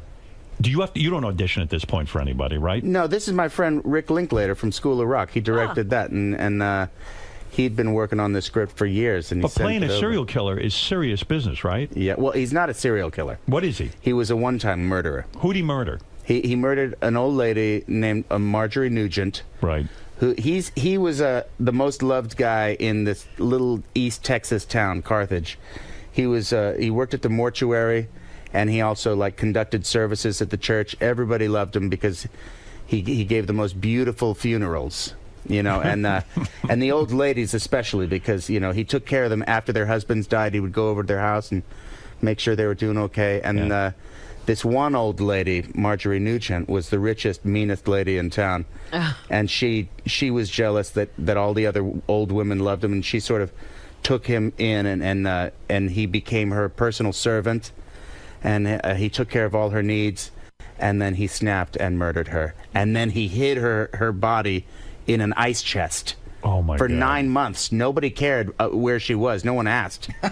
No one noticed she was gone. She was because nobody gave a damn. No, and then he was discovered. But in that 9-month period, he was sort of living it up and giving all her money to all the people in town. And what a fascinating dude to It was a very dark, strange He was so story. nice. He was so well loved. Exactly. No one believed that he could have done this. The only person who didn't love him is the one in the freezer. It's No, she weird. loved him, too. No, she loved him too, and he killed her. most. So how did they figure out he did it? Like eventually somebody saw that she was missing? Eventually, some of the other, the relatives that were sniffing around to see what had become of her, called the cops. Finally. Yeah. 9 months later.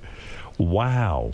And what was it like to meet him? I mean... So you get into who gets you into the prison? The movie guys? Well, we went. We called a couple weeks ahead of time. You can't just show up to the prison. They wouldn't let us just come in. Why do you made need to an meet appointment. him? Like, as an actor, why I do didn't you do have that? to meet him, but I wanted to because, when you're playing a real guy, you want to see him in person and hear his accent and watch him walk around just to get some behavior. Right, not to do an impression of him. A little bit. A little bit. You want to get his accent, get sort of his tics down and stuff. And to ask some questions about, what was did it you like? ask him? Well, the main question that was eating away at me after reading the script was, why not just leave? Once the relationship went toxic, once she was why did you kill her? becoming this oppressive force in his life, why not just get the hell out of there? And it's kind of the same question you ask about all horrible battery cases in the country. Right. What did he say? What did he say? What was the reason he had to kill her? I snapped. He just, he just couldn't leave. He was in this sort of this vicious. So what is that called when you're in a relationship where you both need something? Codependent. It was a codependent thing. And the only way to break the codependence was to kill her. Yeah, I guess he... Was it an angry rage or was it planned? It was not planned. Okay. I mean, if it had been planned, what he should have done was just smothered her with a pillow. And then said she died. She was 80 years old. You know, she died. How did he do it? How did he kill her? He shot her in the back. An 80-year-old woman he shot in the back? Yes. He didn't want to look at her, maybe. Yeah. Wow. Holy It's not that easy, Do I you guess. find yourself despising the guy when you meet him? Like, you don't even want to... This man has taken a life. Do you shake his hand, or is he like in a cage or something? No. He was a very sweet guy. You liked him? I did like him. I could see why everybody liked him. Isn't that weird? Very soft-spoken. Do you question your own brain in a sense? Like, wow, I like a guy who shot an 80-year-old woman in the Maybe back. I'm capable of it. But I get it. It makes you question, you know, the whole thing. It's like, what are people capable of? Yeah. Maybe we're all capable of it in the worst possible circumstance. Maybe it could happen. Yeah. Haven't you ever gotten so mad that you felt like you were on the verge of snapping? No. Like every day. What are you talking about? He had a bad 5 minutes. Do you remember that time when we played chess and you teased me about my brain size? Yeah, you wanted to kill I me. could have killed you. Who's the better chess player? Yeah. Kyle beat me, and I lost my What mind. opening did you use, Kyle? I'm sure it was just Pawn to King 4. I punched you as Pawn hard to as I King could. 4. You don't play the English? What's that? Are you guys serious chess players? No. I like to play. I go King's Pawn to, the 2 spots. I got so obsessed with chess, I had to quit it entirely. Oh, really? I became obsessed with chess to the point that I studied it 8-9 hours a day. Wow. And started playing competitively, and I got completely nuts from it, and I just went cold turkey. How old were you? This was a couple of years ago. Did you I was read in my Bobby 50s. Fischer? Bobby Fischer Teaches Chess? Yeah, of course. That's the first book I read. Yeah. Yeah, it's a great book, but I mean, I got way deep into it. Really? Everything I get my hands on. I just became obsessed with it. And There was even that 19-year-old chess champion. What was his Magnus name? Carlsen. And he was like, "Oh my God, I'm going to get to meet Magnus Carlsen." Yeah, he came up here. I was like beating off to meet Magnus Carlsen. I mean, it was crazy how into it I was, and I became obsessed. And I became upset with myself that I wasn't like a grandmaster. You know, I'd only hit like an 1800 rating, and it wasn't high enough for me. I was just very upset with myself. I became obsessed. Well, you know, most master chess players go insane at some point. Well, because if you get any good at it, you should be thinking at least like sort of 15 moves ahead. Yeah. And that can make you nuts. But Magnus Carlsen was my Bobby McFerrin. Right. I was ready to jump on stage. That's true. I was thumping my chest, and he told me to knock it off. Unbelievable. So what are your musical influences? Because someone asked me the other day, they made a list for Spotify, and they said, hey, like off the top of your head, man, give me 15 great bands that you like, if you had to make a desert island music list, you know? And I, off the top of my head, I was like, well, Prince, Purple Rain. Yeah. My tastes are kind of commercial, you know, and I went through like some Neil Young stuff. And, I went through, I was all over the place, you know. And who the hell do you guys like anyway? I mean, who is really good and who sucks? At the top of my list, I would probably put Zeppelin. They just Did you ever see them play live? No, did you? Oh, yeah. Really? And I left after 5 songs. Oh, no, they were not a good live band. No, they were great. No, come on. Robert Plant never hit any of the notes that he had on the album. That is not true. You're right, because I saw him live, too, and he was great. Yeah, I got to tell you, this was But he didn't sing the notes. Who's with me? No one? He didn't sing any of the notes. Are you kidding? I mean, he always went to a jazzy place where he would take the low note. Later. Yeah, you got. I'm getting bummed out because I saw him in 75 2 nights in a row. And he hit all the notes. Yeah. Right. Okay. All well, right. I know what you mean. At times you feel like a jerk for being a Zeppelin fan because some of those lyrics are so pretentious. I mean, they're so over the top rock and roll. When when he's singing about who even knew what they were saying? Yeah, is there a hedgerow in your Heathrow? Or, like, you just go fuck off. You know. So when you see that, you go crazy. But I went to the concert, Madison Square Garden. Yeah. I go with a friend of mine, and within 2 songs, people are taking quarter sticks of dynamite, M80s, from the balcony and throwing them down on the people below. And I'm below, and I was like, I'm getting the fuck out of here, man. I don't want to. Quarter stick. You're talking about M80s. You can blow your head off. That's like a felony. You can't. Yeah, no kidding. And this was going on, and everyone was wasted, and those guys are singing. I go, I'm not dying at a Led Zeppelin concert. I don't blame you. That was the end of it. No. But So if I'm it's being Zeppelin, honest with you, there's a lot of cheese mixed in there too. It's not all just Zeppelin and cool metal bands. Who else do you like? I mean, the embarrassment. If I'm going to be honest, right? There was a period of Billy Joel in there. Why is that? What's wrong with Billy Joel? He's one of the greatest artists of all time. Okay, good. True. There you go. There you go. You consider Billy Joel cheesy? Cheesier than Led Zeppelin, that's for sure. Well, yeah, I mean, it's not all heavy metal. I mean, this guy's a great songwriter. Well, okay, but come on, Kyle, back me up here. There's a certain level of Billy Joel embarrassment to admit. Well, there was that Styx little. is probably a little cheesy. Yeah, okay, and pop Styx. era. Yeah. I'm not a big Styx guy. Styx is a little corny, yeah. Okay, well, yeah, they were a big influence on me. Lady of the No, but I'd rather be a blue-collar man. You know, I had you know, this is weird. I was on Jimmy. The Renegade, remember the Renegade? Yeah. That's That was when they were rocking very hard. Did you like Yes? The I band loved Yes. Yes is Well, great. Yes, Yeah. well, they were the masters of their instruments. No one could touch them for musicianship. Right. They were all like masterclass Juilliard trained. They rock were band. amazing. And, you know, the other day I'm listening to Yes, when they covered Simon and Garfunkel's America. All done. Take a look for America. Yeah. Oh, my God. I mean, it was an opus. It was unbelievable. It was like 11 minutes long. Really? They covered the Simon and Garfunkel. Oh, That's my never heard God. that. You ever hear? Oh, my God. It is one of the greatest tracks ever. Wow. Yeah. Were you into Emerson, Lake and Palmer? Not so much. I went to see them in concert. It was great, though. But they were the first guys I ever saw. They had a keyboard that they strapped onto them, and they could walk through the audience with it and stuff. And it was Like a guitar? like a keytar. Like they were the original keytar guys. So bad. Keytar is Rick so Wakerman, bad. right? Yeah. But I remember my big turnaround from the cheese of the 70s was Ozzy Osbourne when I got Blizzard of Oz. Yeah. That's what changed the story for me. That's when I tapped into the hard Because stuff. Tenacious D is. But Tenacious D isn't really hardcore rock. I mean, it's good rock and roll. I mean, the new album is, you know, it rocks. Thank you. And seriously, the music is solid. Thank you. And I don't think anybody's putting out. It doesn't even pay to put out rock music anymore. There's no more rock radio. Isn't that kind of depressing? Well, Where do you hear rock? Who's big in rock today? Well, you got the Foo Fighters. Okay, but they started in the 90s. It's a small handful. It's true. It's Jack White. You got Jack White. You got Jack White. But a very cult audience. That's true. Yeah, it's not a big mass. audience. People always go, yeah, the White Stripes, Jack White, blah, blah, blah. But I go, that's a cult audience. There's no big rock bands anymore. It's true. Yeah.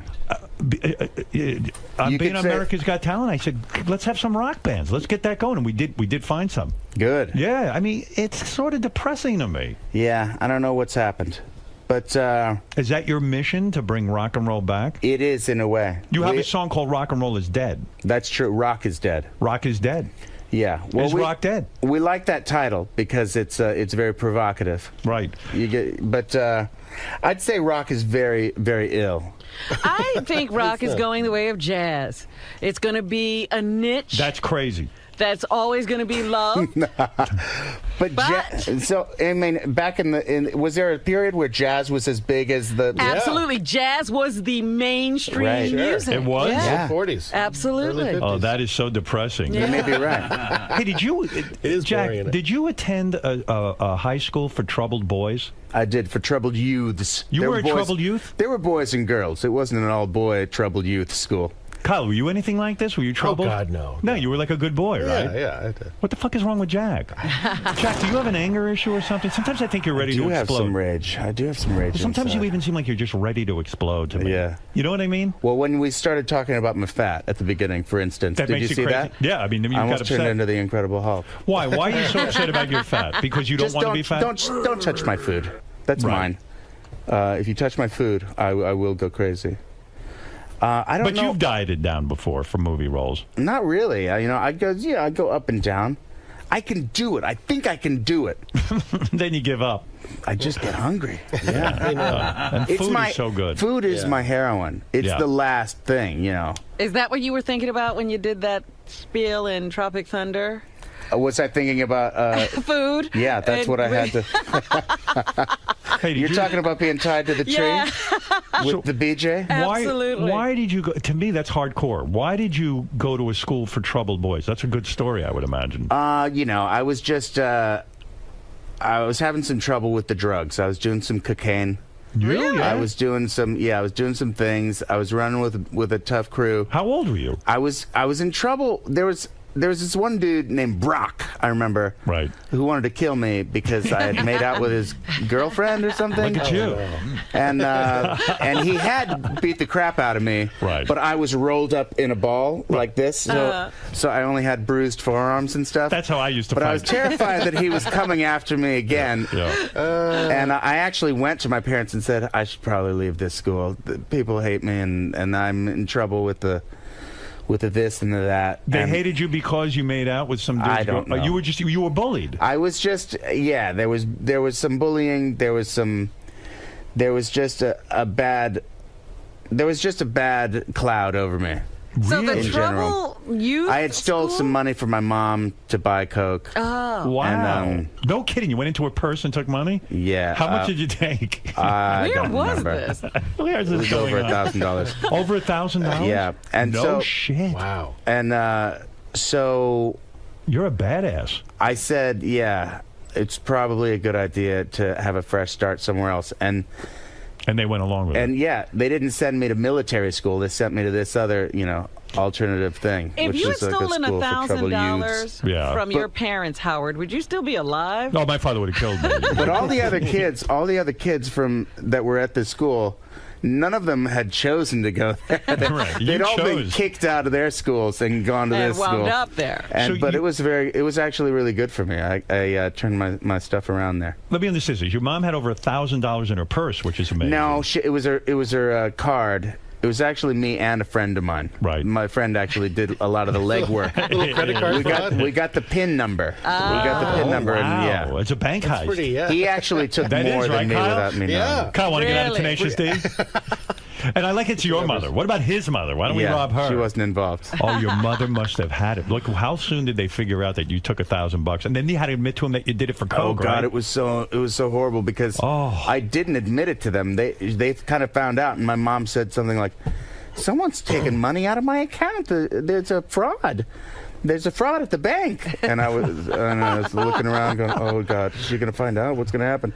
And they said, "Don't worry, we're going to find out because they have film. They have cameras at the thing, and you can see who."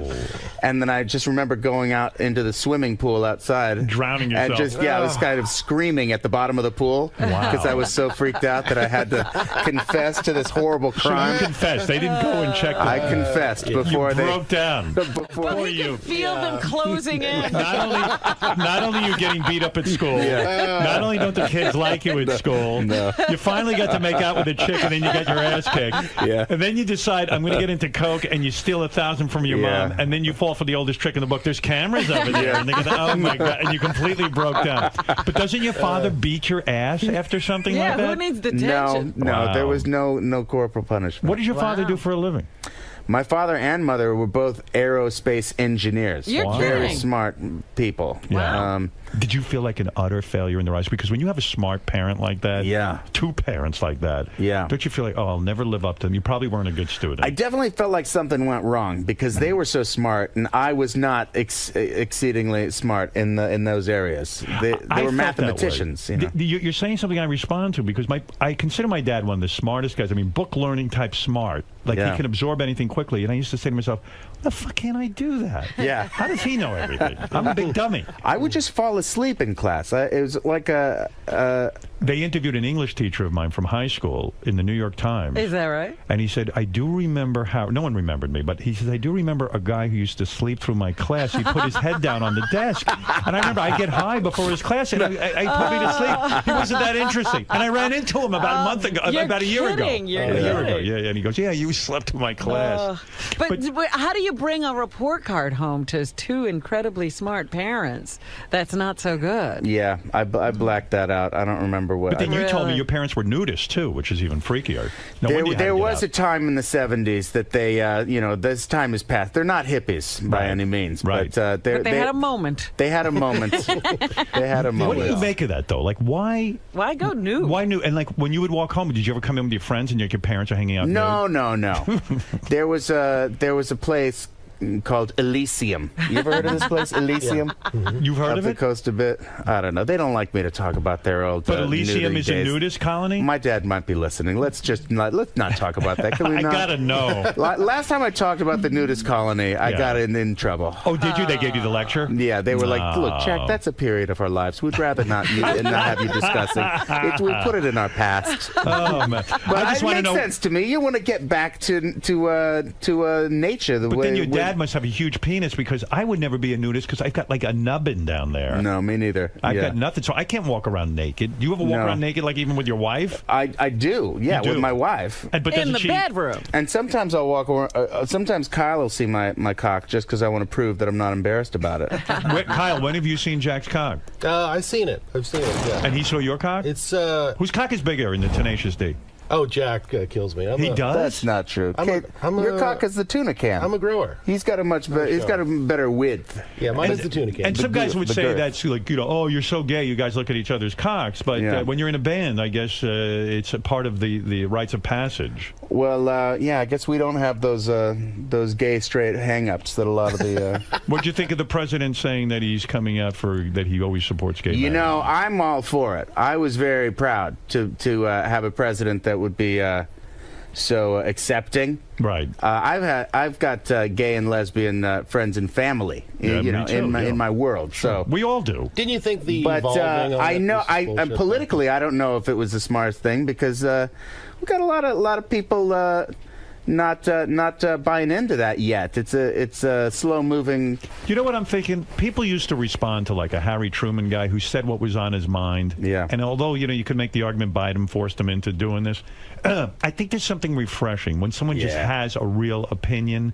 and says I'm for something. I've said the only thing I have against the president is he should go further and make this a national movement rather than leaving it up to the states. Yeah. You know, it's ridiculous that gay people can't get married. It is. You know what? It's And the polls show that people's minds are changing on this. People are more accepting of gays and lesbians, and I think it's going to be good to just reveal where Romney's at. Because if he doesn't say anything, then Romney doesn't have to say anything.